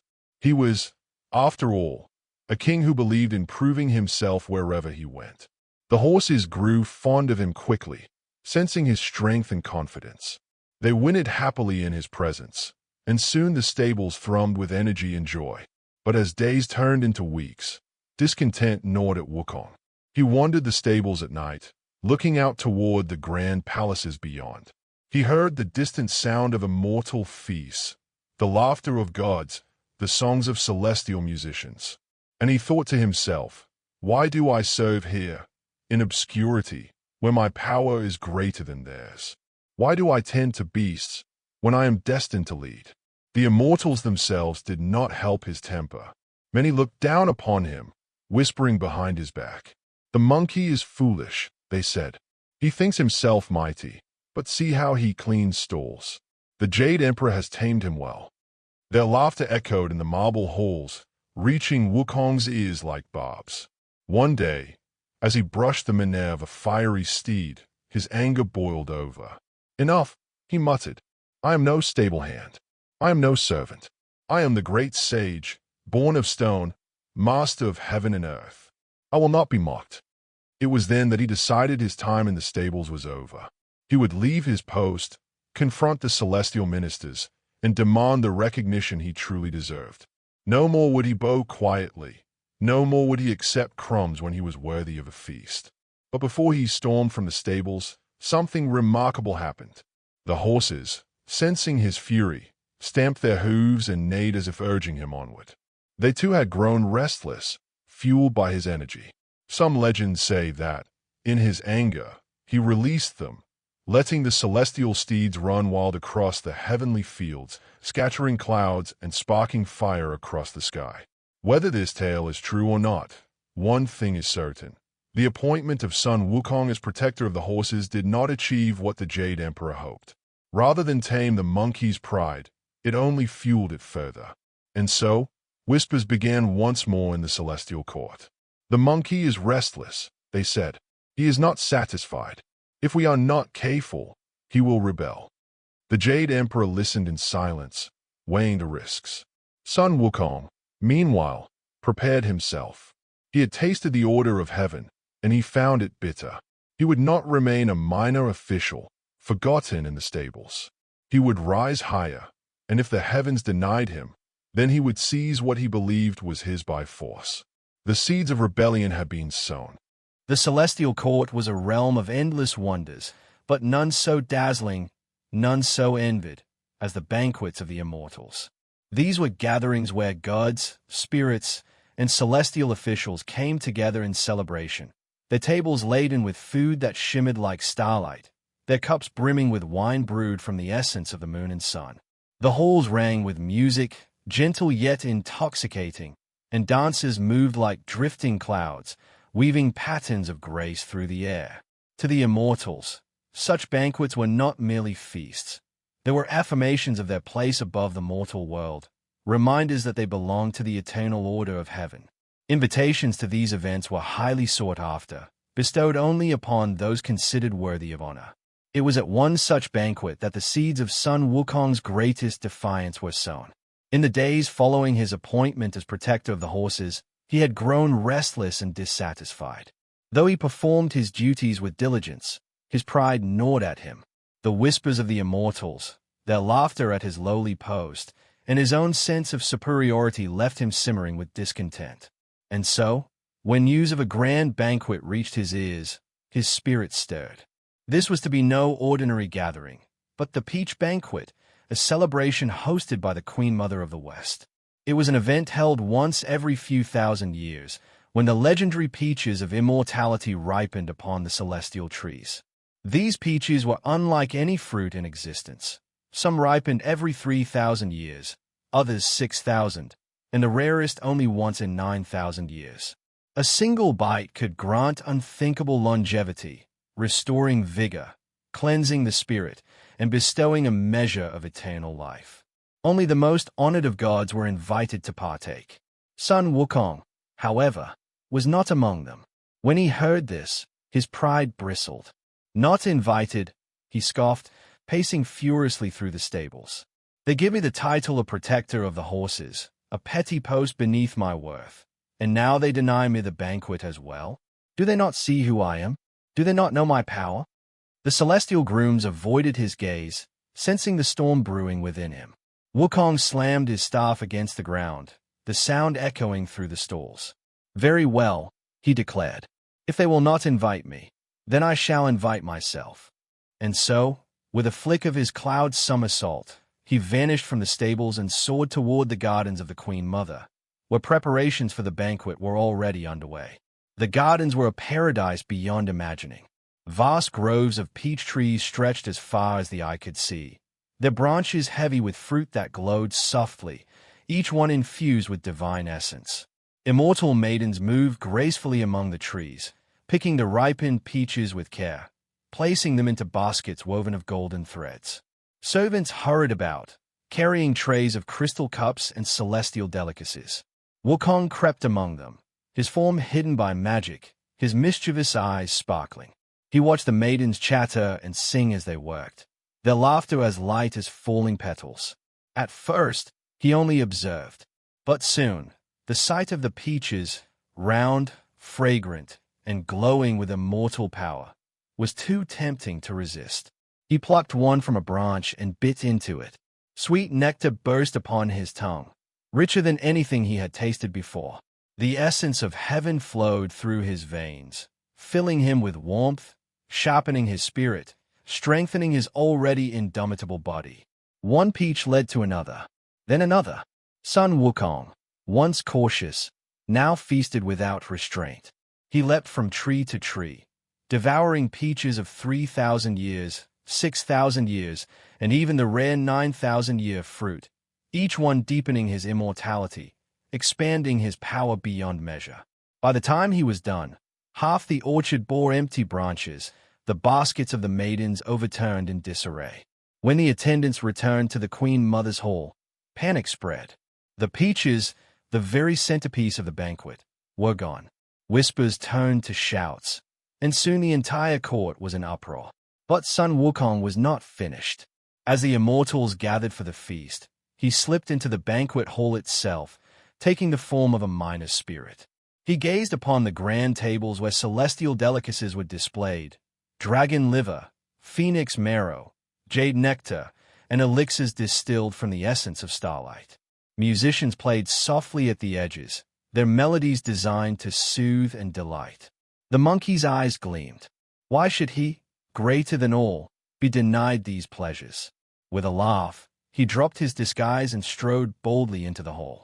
The immortals gasped as he leapt onto the tables, seizing golden goblets and devouring the dishes before him. He drank from the cups of gods, poured the finest wines down his throat, and stuffed his cheeks with delicacies that had been prepared for the highest ranks of heaven. "Magnificent," he declared, licking his fingers. "Why should such treasures be wasted on idle officials when I, the great sage equal to heaven, am here to enjoy them?" The immortals tried to restrain him, but Wukong's strength was unmatched. He laughed and tossed them aside like leaves in the wind. With every gulp, every bite, his arrogance swelled, and his voice rang through the hall. "You hide your treasures, you hoard your power, but I take what I wish. If the heavens will not honor me, then I shall honor myself." When at last he had gorged himself, he leapt away once more, vanishing before the celestial guards could seize him. He returned to his mountain, his belly full of peaches, wine, and celestial delicacies, his veins burning with immortal essence. The banquet lay in ruins, the Queen Mother enraged, the Jade Emperor humiliated. The immortals whispered in outrage, some demanding immediate punishment, others trembling at the thought of confronting the wild monkey who had defied them so openly. Yet for Sun Wukong, it was a victory, a feast greater than any king or god had ever known. To him, it proved what he already believed. He was above the order of heaven, beyond their control, destined for glory on his own terms. But in the quiet halls of the celestial court, plans were already forming. For the heavens could not tolerate such defiance. The Monkey King had crossed the line, and soon the celestial armies would march. The halls of the Jade Palace had seen many quarrels across the ages, arguments over rank, disputes over territory, petitions from mortals and spirits alike, but never before had they witnessed such open humiliation. The peach banquet, centerpiece of heaven's grandeur, had been desecrated. The Queen Mother's sacred orchard lay plundered, its fruit devoured. The banquet tables had been overturned, their treasures stolen, their honor mocked. And at the heart of this insult stood none other than Sun Wukong, the stone-born monkey who called himself great sage equal to heaven. The Jade Emperor sat in silence upon his golden throne, his face serene, though the court trembled with indignation. Ministers and generals clamored for justice, their voices rising like storm winds. "This cannot stand," cried one celestial marshal, his beard bristling with fury. "The monkey defies your authority, your majesty. He mocks the heavens, steals sacred fruit, and lays waste to the banquet of the immortals. If we do not act, then all under heaven will think the celestial court weak." Another god, more cautious, bowed deeply. "He is dangerous, your majesty. His strength is no mere boast.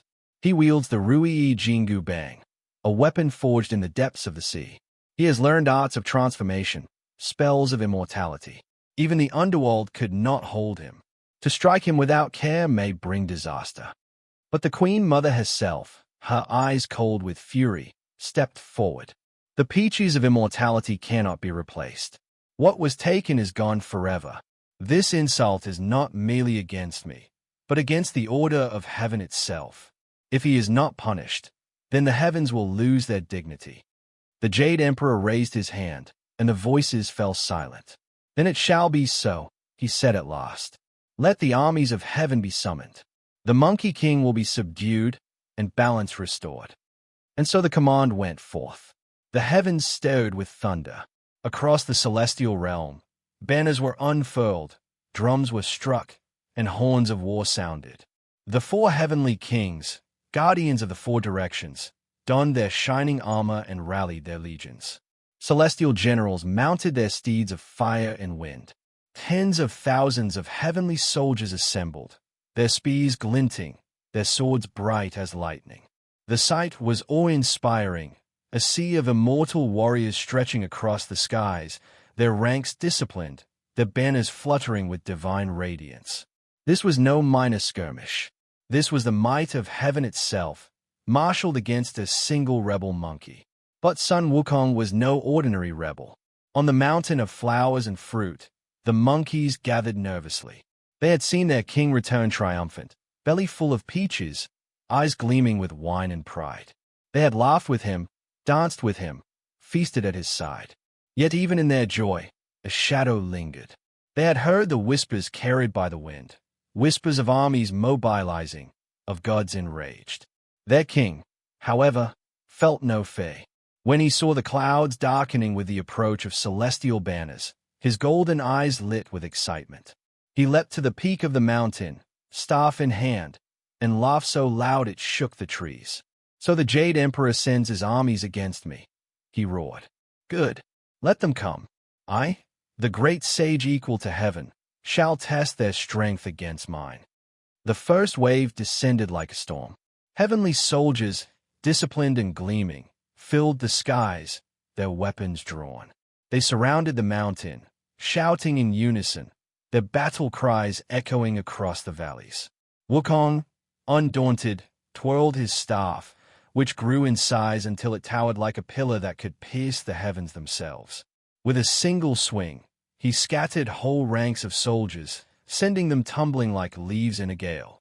With another strike, he crushed mountainsides, splitting the earth beneath his foes.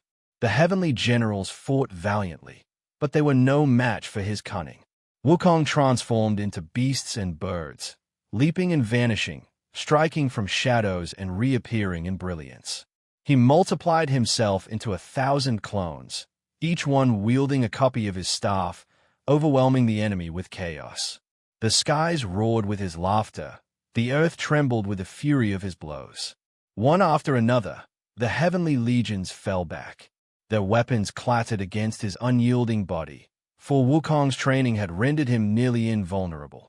Arrows shattered upon his skin, blades broke upon his flesh. He fought with the joy of one born for battle, his laughter mingling with the cries of defeat.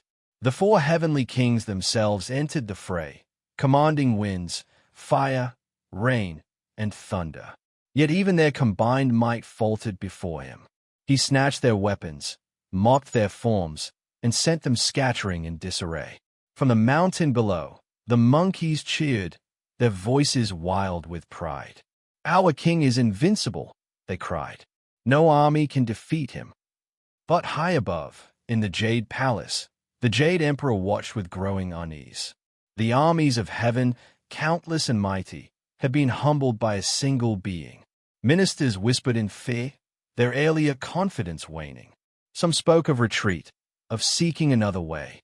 Others demanded reinforcements. The Jade Emperor's voice remained calm, though his eyes narrowed. The Monkey King cannot be allowed to reign unchecked. If the armies falter, then we must call upon greater powers. Summon Eilang Shun, the divine warrior, whose third eye sees all truth. Summon Laozi, keeper of the Tao, whose wisdom spans eternity. Let the greatest among us rise, for this is no longer a mere rebellion. It is a challenge to heaven itself. Thus, the stage was set for battles greater still, where gods and sages would clash against the stone-born monkey whose defiance knew no end. On his mountain, Sun Wukong stood victorious, his staff dripping with celestial fire, his laughter echoing across the heavens. "Is this the might of heaven?" he shouted. "Then heaven is nothing before me." But he knew, deep within, that the fight was not over. More would come, stronger foes, wiser foes. Yet to Wukong, this was not a threat, it was a promise, a chance to prove himself once more, to carve his name deeper into the fabric of the cosmos. The celestial armies had mobilized, and the Monkey King had shown them what it meant to face him. The mobilization of heaven's armies had been a spectacle unlike any the worlds had ever seen, yet even the thunder of their countless feet could not topple Sun Wukong. From his mountain stronghold, the Monkey King had stood victorious against wave after wave of celestial soldiers. His laughter echoed above the clash of weapons, his golden eyes blazing with the thrill of combat. But though the legions of immortals faltered, the Jade Emperor had not yet revealed the full measure of heaven's might. Within the halls of the celestial court, the generals nursed their wounds and lowered their eyes in shame. The ministers whispered of omens, of a monkey who could not be slain, of a rebel whose power was greater than the laws of heaven itself. Some trembled with doubt, but others urged greater force. If the legions fail, they cried, let the champions of heaven rise. And so, the summons was sent. The first to answer was Eilang Shun, the divine warrior, nephew of the Jade Emperor himself. His reputation stretched across heaven and earth, for Erlang was no ordinary deity. He was the hunter of demons, the slayer of monsters, and the master of transformations. Upon his brow burned his third eye, which pierced all illusions and revealed truth no disguise could hide. Armed with his three-point spear and accompanied by his faithful hound, he descended to face the great sage equal to heaven. When Wukong saw Erlang approach, his grin widened. "At last, a worthy opponent," he cried. "You look like you've come for sport, not vengeance. Come then, Erlang Shun. Let us see whose tricks are greater." The clash was immediate and ferocious. Wukong spun his staff, striking with the force of mountains. But Erlang met each blow with his spear, sparks leaping from their weapons as they rang like bells of war. The earth quaked beneath them, the skies trembled above. Wukong transformed into a bird and soared high, only for Erlang to shift into a hawk and pursue. Wukong became a fish, diving into rivers, but Erlang turned into an otter, swift and relentless. They shifted forms again and again, tigers, serpents, eagles, and dragons, each transformation matched by the other, the battle raging across mountains, valleys, and skies. But Erlang's third eye saw through Wukong's disguises. When the Monkey King sought to vanish in smoke, Erlang's gaze pierced the veil, driving him back. Still, Wukong's cunning knew no bounds. At one moment, he became a temple, standing still upon the mountain. Erlang strode inside, searching, but Wukong waited in silence until the god's back was turned. With a sudden laugh, he returned to form and leapt upon him, staff raised high. Erlang staggered, but did not fall. His hound lunged, biting Wukong's leg, dragging him back into the open. The fight raged on, neither gaining the upper hand, until the heavens themselves held their breath. The Jade Emperor, watching from above, grew restless. "This battle will not end swiftly," he murmured. "We must bring in greater force." It was then that Laozi, the ancient sage of the Tao, stepped forward. He was no warrior, yet his wisdom and alchemy were unmatched. With his good of elixirs and his mastery of cosmic essence, he devised a plan to contain the monkey rather than merely defeat him. As Wukong clashed with Erlang, Laozi cast forth a golden rope woven of cosmic energy. It wound itself around the Monkey King, binding his limbs, tightening with the weight of heaven's law. Wukong roared and struggled, swelling his body until he was as large as a mountain, then shrinking until he was as small as a fly, but still the rope held firm. Erlang struck with his spear, and Wukong fell, though not defeated. His laughter rang out even as he strained against his bonds. "Is this the best heaven can do?" he taunted. "A rope and a borrowed hand. I thought the gods braver than this."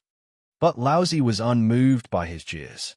With calm precision, he summoned a great cauldron, wrought of divine metal, burning with the fires of creation itself. Into this furnace, the sages declared, the monkey would be cast, his body refined, his spirit subdued.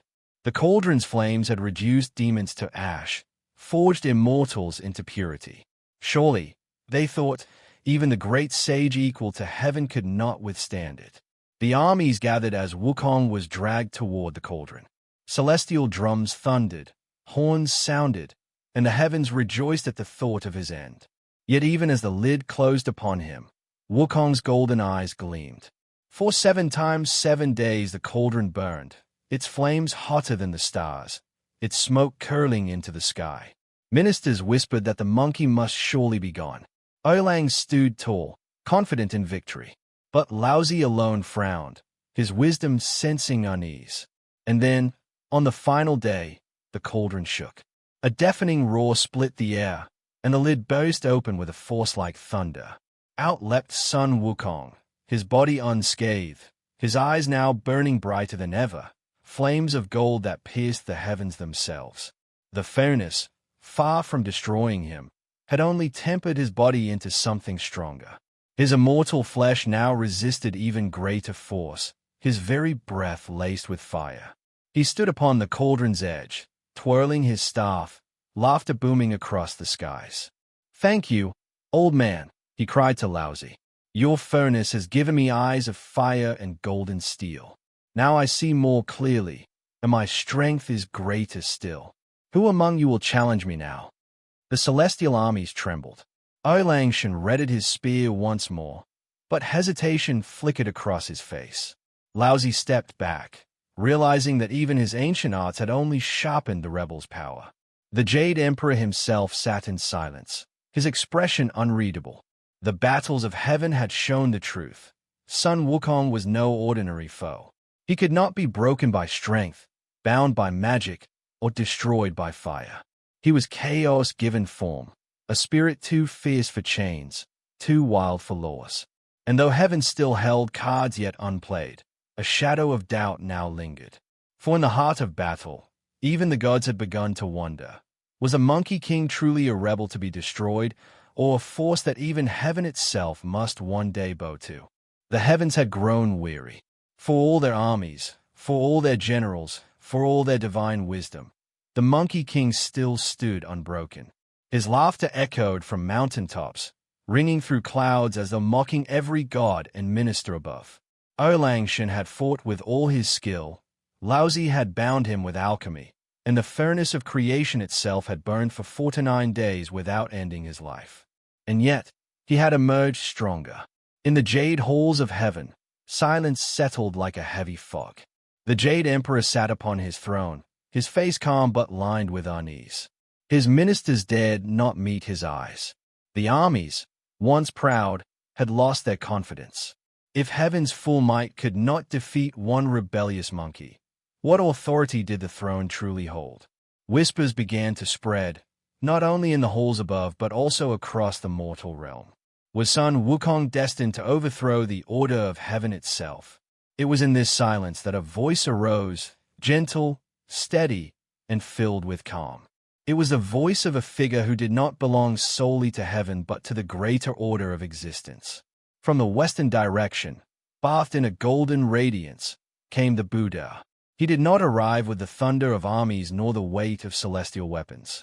He arrived seated in serenity, his hands folded, his presence as quiet as still water. And yet, with that stillness came an authority greater than legions, greater than emperors, greater than time. The court bowed in reverence as the Buddha entered, his eyes soft, his smile serene. The Jade Emperor himself rose and bowed, acknowledging that even the ruler of heaven stood in humility before the awakened one. The Buddha spoke not in anger, but in compassion. I have heard of this monkey who defies heaven. I have heard of his strength, his cunning, his fire. He has defeated armies, broken chains, and resisted flames. Yet strength alone does not make one free. For though he believes himself unconquered, he is bound by pride, bound by illusion, bound by the endless hunger of ego. Such bonds are heavier than any rope, tighter than any chain. The Jade Emperor inclined his head. Then will you, blessed one, bring peace to this rebellion, for our strength has failed. The Buddha's gaze was kind. Peace is not found in force, but perhaps this monkey may be shown the measure of his own limits. Word spread quickly, and soon the Monkey King himself was summoned. He strode into the court with all his usual confidence, twirling his golden staff, his grin mischievous. So, at last, you bring forth this foreign sage, he laughed. Another god, another wise man, another chain to throw at me. Very well, let him try. None have bested me yet. The Buddha regarded him quietly, as though seeing not the monkey's antics but the restless heart beneath. Sun Wukong, he said gently, you believe yourself equal to heaven. You believe there is no limit to your power. But every being has limits. Even the mountains, even the seas, even the stars above. Would you prove me wrong? Wukong bristled. Prove you wrong? I will do more than that. Set me a challenge, and I will show you there is nowhere I cannot go, nothing I cannot do. The Buddha nodded. Then let us make a wager. If you can leap beyond the reach of my hand, if you can travel so far that my palm cannot contain you, then I shall speak to the Jade Emperor and grant you his throne. You shall be ruler of heaven itself. But if you fail, you must surrender, willingly, and learn humility. The whole fell silent. The Jade Emperor's ministers leaned forward in disbelief. Could the monkey truly agree to such a challenge? And yet, Sun Wukong's eyes gleamed. This was his chance, his victory, his destiny. Your hand, he scoffed. That is no challenge at all. Watch closely, all of you. I will leap to the very ends of the universe. I will touch the stars, the edge of creation itself, and return to prove I am greater than heaven.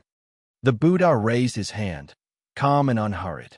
His palm was open, broad, and still. Wukong crouched low, his staff strapped across his back, his golden eyes alight with fire. Then, with a shout, he leapt. He soared through clouds and skies, across seas and mountains, through galaxies and endless space. He flew until he saw 5 towering pillars rising from the edge of the world. "Ah, here it is, the very limit of creation," he declared. With a triumphant grin, he carved his name upon one pillar with the edge of his staff, leaving behind a mark that would last forever. To further mock his challenger, he lifted his leg and left behind something cruder, a sign of his contempt.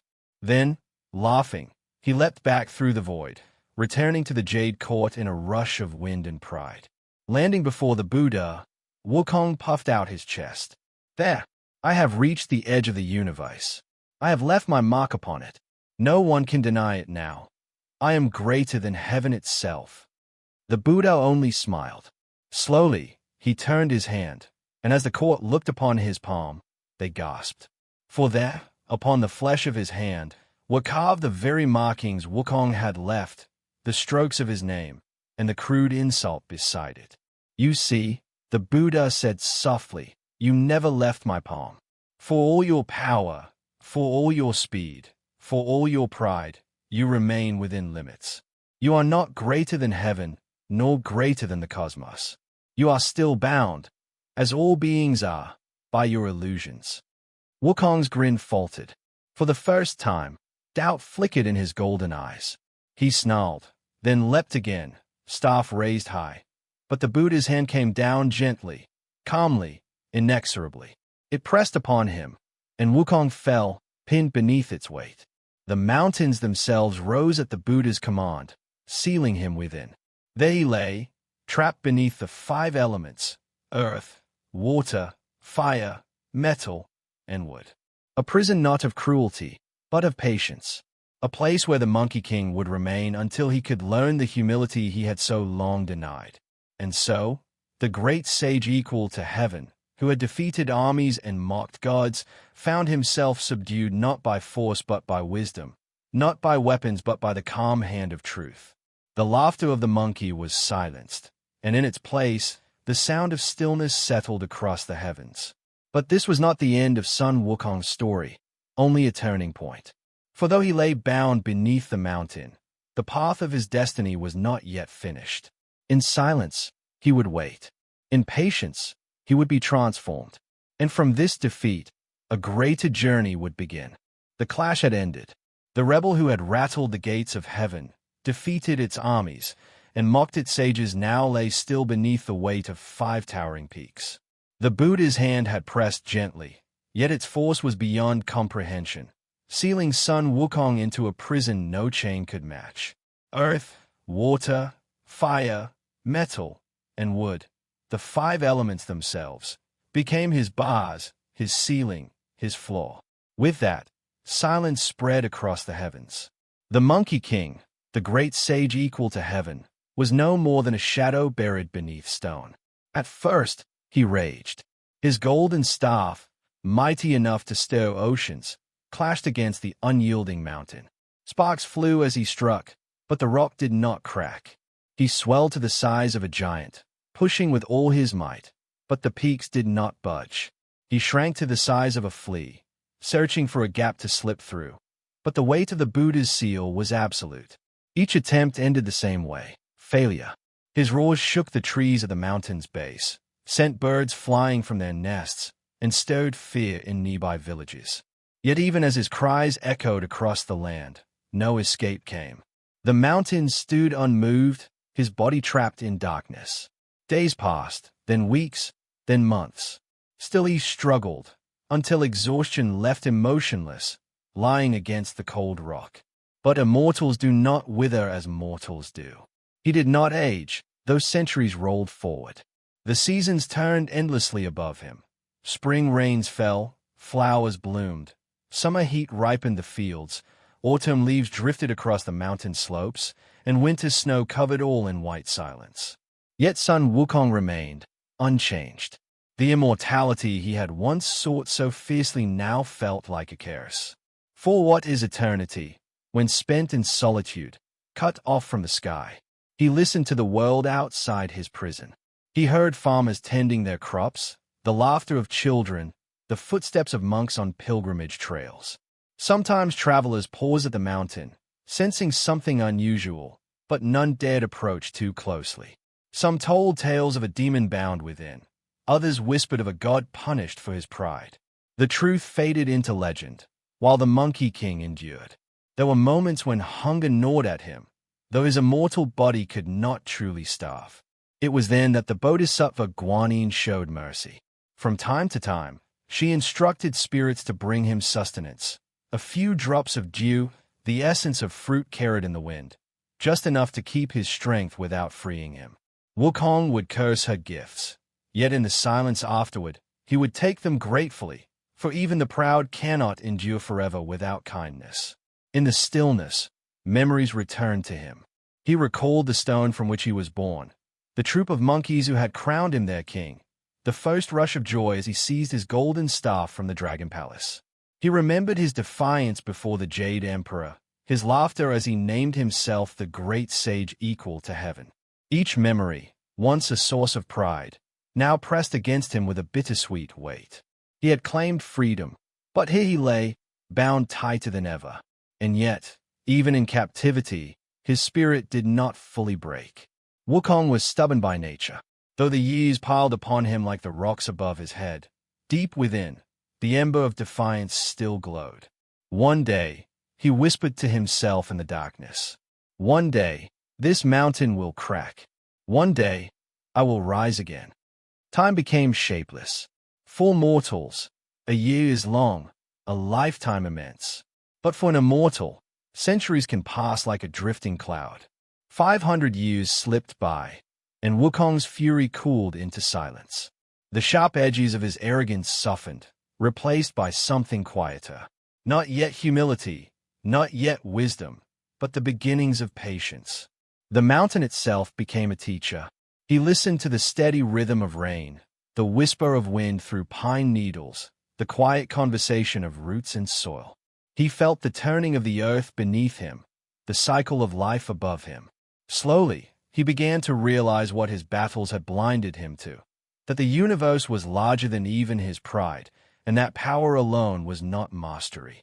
Still, he remained defiant at heart. His laughter had grown rare, but when storms shook the mountain, he sometimes cried out to the heavens, mocking the gods for fearing him still. "Look how afraid you are," he would roar. 500 years, and you still keep me caged. If I am nothing, then why not release me? But the wind carried no answer. Then, at last, fate stirred. The Buddha had not sealed him away forever. The prison was not meant as cruelty but as preparation. For far in the mortal realm, a monk was preparing for a sacred journey to the west, a journey that would require companions of great strength and great loyalty. And though Sun Wukong could not yet see it, his long imprisonment was the prelude to that destiny. For now, though, he waited. The mountain pressed heavily upon him, but within that weight lay a lesson, that freedom without discipline is only another form of bondage. He had been wild, fearless, unstoppable. Now he was still, watching, waiting for the world to turn. And so, the great sage equal to heaven, who had once sought immortality, now endured it in silence. Trapped beneath 5 peaks, his story seemed paused, his laughter silenced. But beneath the stone, the monkey still breathed. And one day, when the time was right, his story would begin again, changed, tempered, and ready for a new path. 500 years had passed since the Buddha pressed his palm upon Sun Wukong and sealed him beneath the 5 elements. The once boastful great sage equal to heaven had been reduced to silence, his golden eyes hidden beneath rock and soil. He waited, restless yet resigned, as centuries rolled by like clouds across the sky. But fate does not leave such figures forgotten forever. The wheel of time turned, and at last, the thread of his destiny stirred again. Far from the mountain where the Monkey King lay imprisoned, a great task was being prepared. In the land of the Tang dynasty, a devout monk named Xuanzang, later remembered as Tang Xuanzang, was chosen to journey westward to India, the birthplace of Buddhism. His mission was sacred, to bring back the holy scriptures, sutras that contained wisdom enough to illuminate the hearts of countless souls. Yet the road was long, perilous, and filled with demons who would see him fail. For the monk was no ordinary traveler. Legend spread that whoever consumed his flesh would gain immortality, and thus demons across the land hungered for him. The Bodhisattva Guanyin, watching from her seat of compassion, knew the monk could not walk this path alone. He would need guardians, not just any protectors, but those who could balance strength with the discipline of virtue. And so, she considered who might serve this role. Her gaze turned toward the distant mountain where Wukong remained bound. The Monkey King, fierce and clever, was flawed by pride, but his heart was not without goodness. With the right guidance, he could become not a rebel, but a protector. Descending to the mountain, Guanyin stood before the sealed peaks. Her voice was soft, but it carried through stone and silence. Sun Wukong, she said, 5 centuries you have waited. Do you not wish to be free? From beneath the rock, a muffled laugh echoed. Free?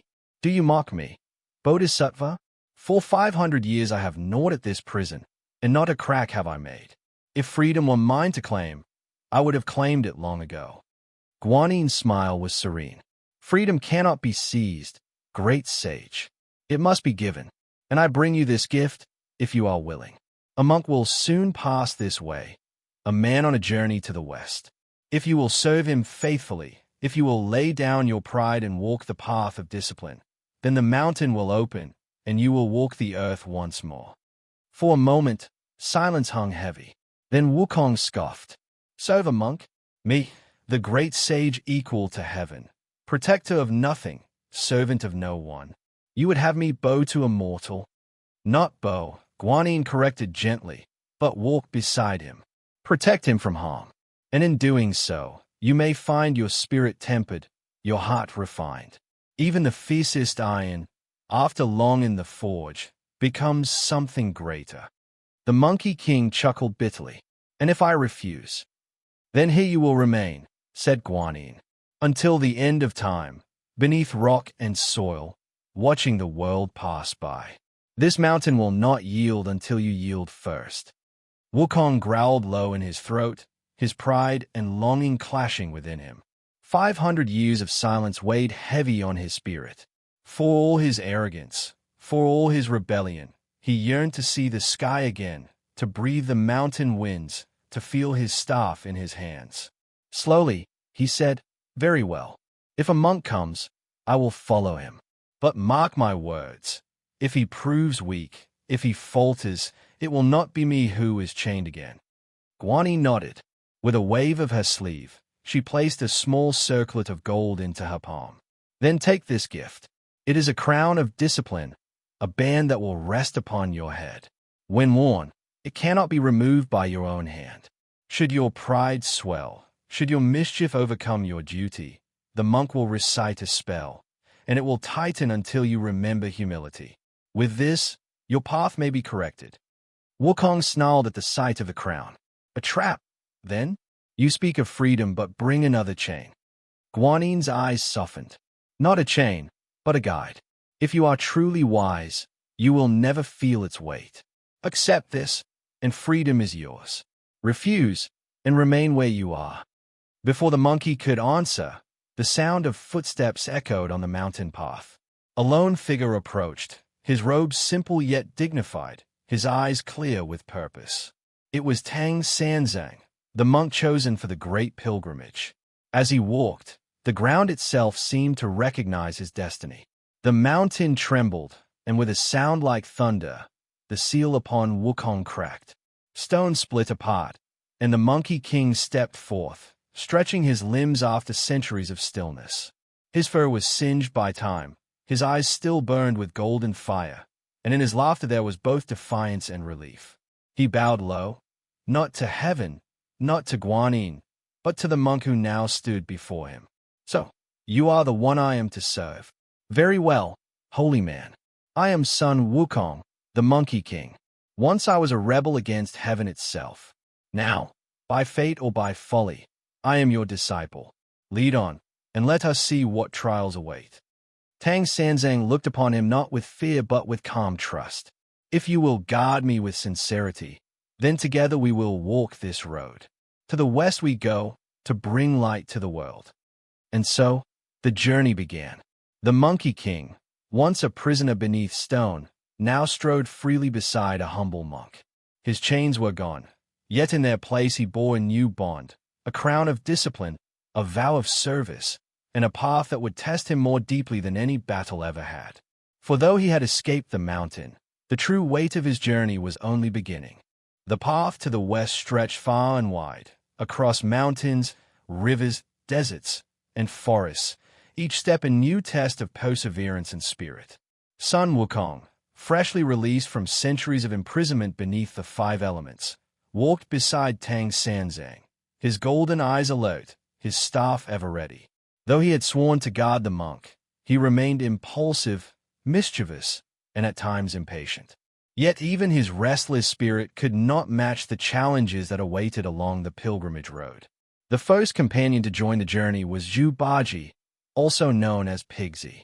Once a general of heaven, he had been banished for his misdeeds and indulgences, transformed into a half-pig, half-human form as both punishment and lesson. When Tang Xuanzang found him loitering near a riverside village, he was wallowing in laziness and gluttony, attempting to seduce villagers with charm and appetite. His belly jiggled with each laugh, his ears twitched with curiosity, and his rake, though powerful, seemed more a prop than a weapon. Yet Guanyin had foreseen his potential. He may be flawed, she had said, but his strength is great, and his loyalty, once guided, will be steadfast. When Tang Xuanzang approached, Pigsy initially resisted, grumbling and attempting to flee. Wukong leapt ahead, twirling his golden staff and teasing. "Do you wish to join us, or do you prefer rolling in mud forever? Come, glutton, the journey calls, whether you like it or not." Pigsy finally relented, partly out of curiosity and partly out of his own desire for adventure and food. Despite his laziness, he proved useful in combat, wielding his nine-toothed rake to fend off demons, bandits, and spirits who sought to capture the monk. His humor and appetite often provided comic relief for Wukong and Xuanzang. But beneath the surface, the three were learning to trust one another. The second companion appeared in the form of Xuanzang, known as Sandy. Once a celestial general, he had been banished for inadvertently causing the death of a celestial being, transformed into a river monster with a fearsome appearance. His calm demeanor, steady strength, and unwavering sense of duty made him a counterbalance to Wukong's impulsiveness and Pigsy's indulgence. Sandy joined the pilgrimage after Wukong encountered him attempting to terrorize a village along a riverbank. At first, Wukong sought to challenge him, twirling his staff and creating dozens of monkey clones to confuse him. Sandy's quiet, unflinching nature, however, allowed him to stand firm, using his monk staff with precision and grace. "You fight well," Wukong said after their first skirmish. "Perhaps you are useful. Perhaps not. Time will tell." Sandy simply nodded, recognizing that cooperation, not conflict, would be their path. Though he rarely spoke, his presence provided balance. Where Wukong was fiery and Pigsy impulsive, Sandy was patient and steadfast, ready to bear the weight of burdens both literal and moral. The final companion was the white dragon horse, a dragon prince who had been punished for transgressions in the celestial realm and transformed into a white horse. Though unable to speak, he carried Tang Xuanzang across rivers, mountains, and deserts, enduring harsh terrain with quiet resilience. Wukong often teased the horse, calling him Silent One and creating mischief in his path, yet the dragon's patience never wavered. He became an essential part of the group, embodying endurance, loyalty, and humility. Together, the four companions began to learn the dynamics of harmony and conflict. Wukong, for all his pride and strength, learned patience from Sandy. Pigsy, for all his humor and indulgence, learned discipline from the monk and Wukong's guidance. The white dragon horse taught the value of steadfastness, while Tang Xuanzang exemplified compassion and purpose. Each had flaws, each had strengths, and each carried lessons that would shape not only their journey but their souls. The pilgrimage itself was not merely a physical journey but a spiritual crucible. Along the way, The group faced countless trials, mountains inhabited by demons who sought to devour Tang Xuanzang, rivers that rose without warning, forests filled with spirits who tempted them with illusions of greed or vanity. Wukong's strength often led the charge, fending off threats with his staff, creating strategies, and using transformations to outwit their enemies. Pigsy provided comic relief and unexpected cunning, often using his appetite and wits to lure enemies into traps. Sandy's calm endurance grounded the group, ensuring that even in the most chaotic situations, they moved with cohesion. Through their shared struggles, bonds formed. Wukong, who had once been a lone rebel against heaven, began to understand loyalty. Pigsy, who had sought only pleasure, began to find purpose. Sandy, who had long carried guilt, found redemption. And the white dragon horse, silent yet vigilant, became a symbol of quiet strength. At night, as they camped beneath star-strewn skies, Tang Xuanzang would recite sutras, his voice calm and soothing. Wukong sometimes listened, sometimes sat in silence, reflecting on the centuries he had spent beneath the mountain. Slowly, he began to understand that his freedom was no longer just about escaping chains. It was about learning to walk with others, to temper his strength with wisdom, and to wield power with compassion. And so, the pilgrimage continued, each step a lesson, each challenge a test, each companion a mirror of their own weaknesses and strengths. Together, they became more than a monk and 3 guardians. They became a family, bound by purpose, forged through trials, and guided by the unseen hand of destiny. Though demons and trials awaited at every turn, Wukong now walked not as a rebel, but as a protector, tempered by centuries, guided by wisdom, and accompanied by companions who, despite their flaws, reflected the potential for growth and redemption in all who travel the path of life. The road to the West had begun in chaos, rebellion, and confinement, but with these companions, it had evolved into a journey of transformation, loyalty, and the slow, steady unfolding of destiny. The journey to the west was far from simple.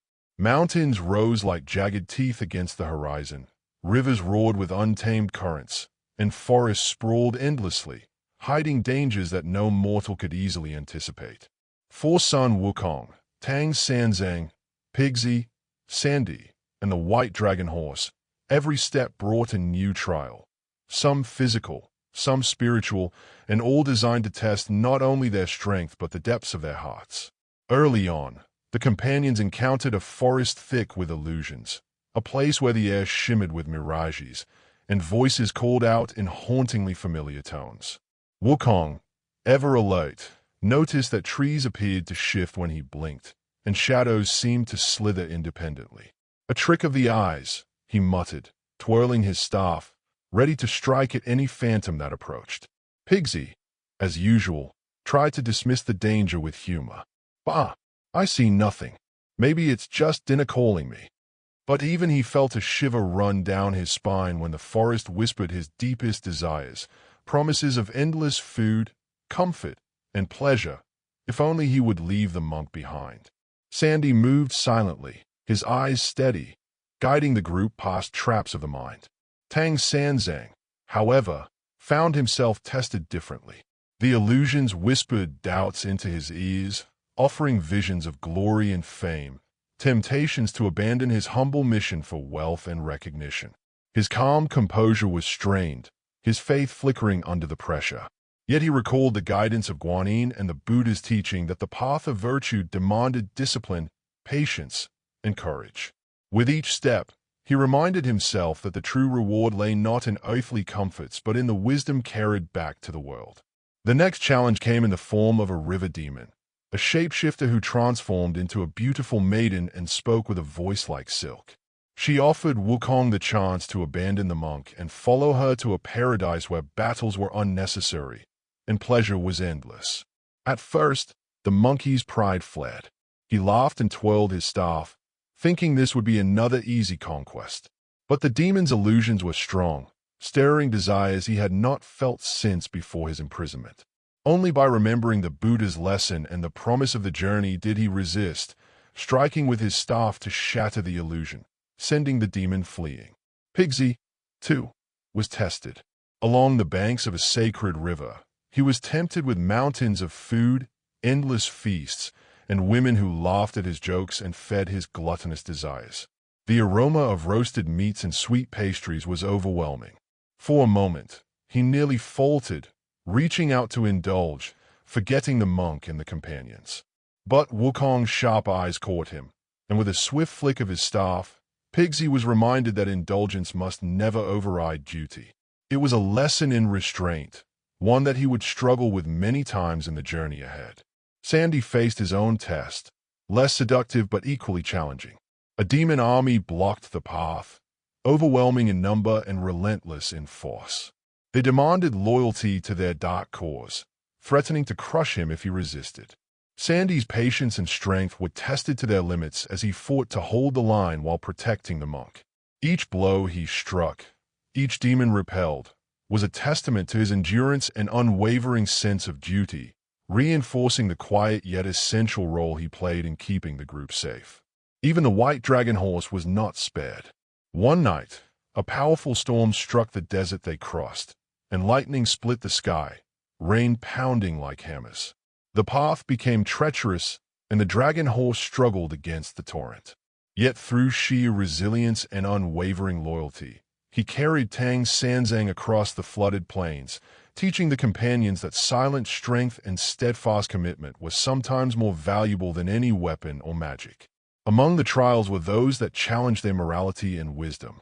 Villages afflicted by spirits tempted the companions to intervene violently, yet the correct solution required patience, negotiation, and understanding rather than brute force.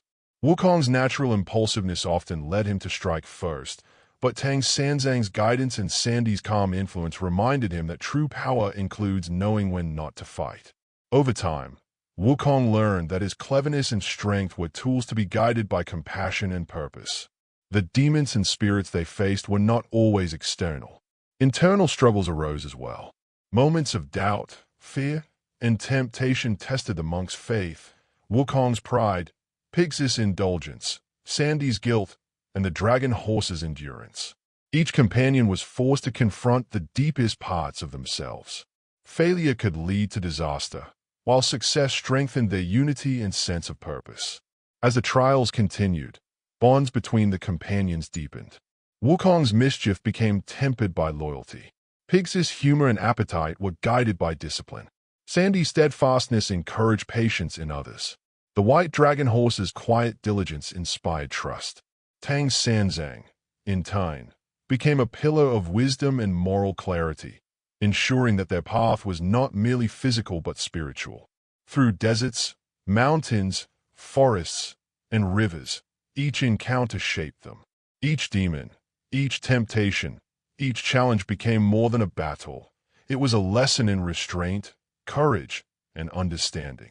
They began to realize that the pilgrimage was not only a journey to bring back sacred scriptures but a path to transform themselves. By the time they reached the edge of the next great mountain range, the companions had grown stronger, not only in skill but in character. Wukong's golden eyes, once full of unrestrained fire, now held reflection.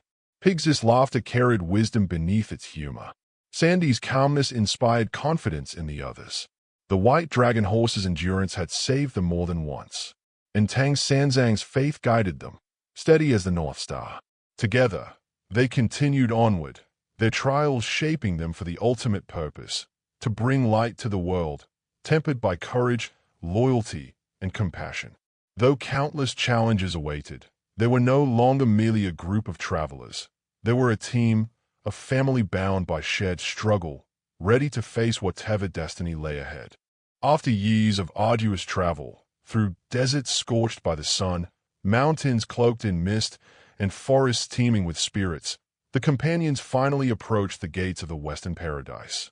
The journey that had tested every ounce of strength, patience, and wisdom was nearing its end. Tang Xuanzang, ever calm and resolute, led the way, his robes flowing gently in the wind, his eyes filled with quiet anticipation. Behind him, Sun Wukong, Pigsy, Sandy, and the white dragon horse moved in disciplined harmony, each step a testament to the transformation they had undergone along the path. Sun Wukong, once the defiant great sage equal to heaven, now walked with a tempered confidence. His centuries of imprisonment, the guidance of Guanyin, and the lessons learned through countless battles and trials had reshaped his spirit.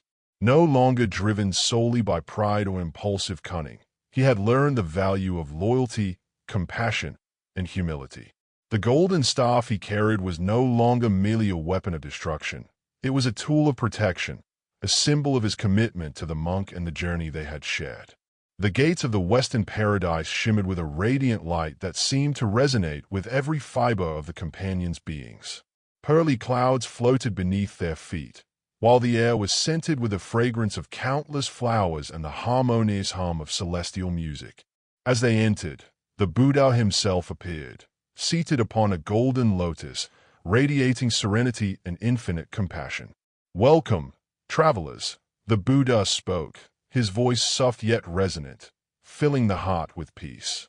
"You have endured countless trials, faced temptations and dangers, and each of you is transformed through the journey. Your devotion, courage, and growth have brought you to this place." Wukong stepped forward, bowing low before the Buddha. In that moment, the monkey's mischievous grin was gone, replaced by a serene acknowledgement of the lessons he had learned. "Understand now," he said quietly. "True strength is not measured by power alone, but by wisdom, patience, and loyalty. I have walked the path, and my spirit is tempered."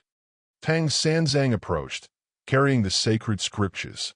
The Buddha nodded, blessing the monk and his companions for their unwavering dedication. Pigsy and Sandy knelt, humbled by the majesty and tranquility surrounding them. Even the white dragon horse seemed to radiate a calm dignity, transformed by the completion of their long pilgrimage. In the Western Paradise, the companions found more than achievement. They found enlightenment. Their journey had been more than a quest for sacred texts. It had been a journey of self-discovery, a passage through trials that revealed the depths of courage, virtue, and friendship. The Monkey King, once a rebel bound by arrogance, now understood the true nature of freedom, purpose, and harmony. As the companions gazed across the tranquil expanse of the Western Paradise, sunlight glimmered off serene waters, celestial beings moved gracefully among blooming lotus flowers, and the air itself seemed alive with calm wisdom. At the end of their journey, they were not merely travelers. They were transformed, whole, and at peace. The pilgrimage had ended, but its lessons would resonate through eternity, guiding not only them but all who heard their story. The Monkey King finally smiled, a soft, serene expression, no longer just of mischief but of understanding. The path to enlightenment had been long and arduous, but he had arrived, tempered by wisdom and ready to embrace the boundless serenity of the Western Paradise. With the pilgrimage complete and the companions safely within the radiant expanse of the Western Paradise, a deep sense of calm settled over the group. Centuries of struggle, danger, and learning had culminated not merely in the acquisition of sacred scriptures, but in the transformation of every heart and spirit along the journey.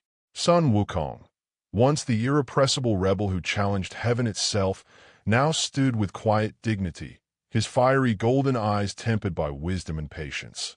The journey had taught him that true power was not measured in might or defiance, but in loyalty, compassion, and self-restraint.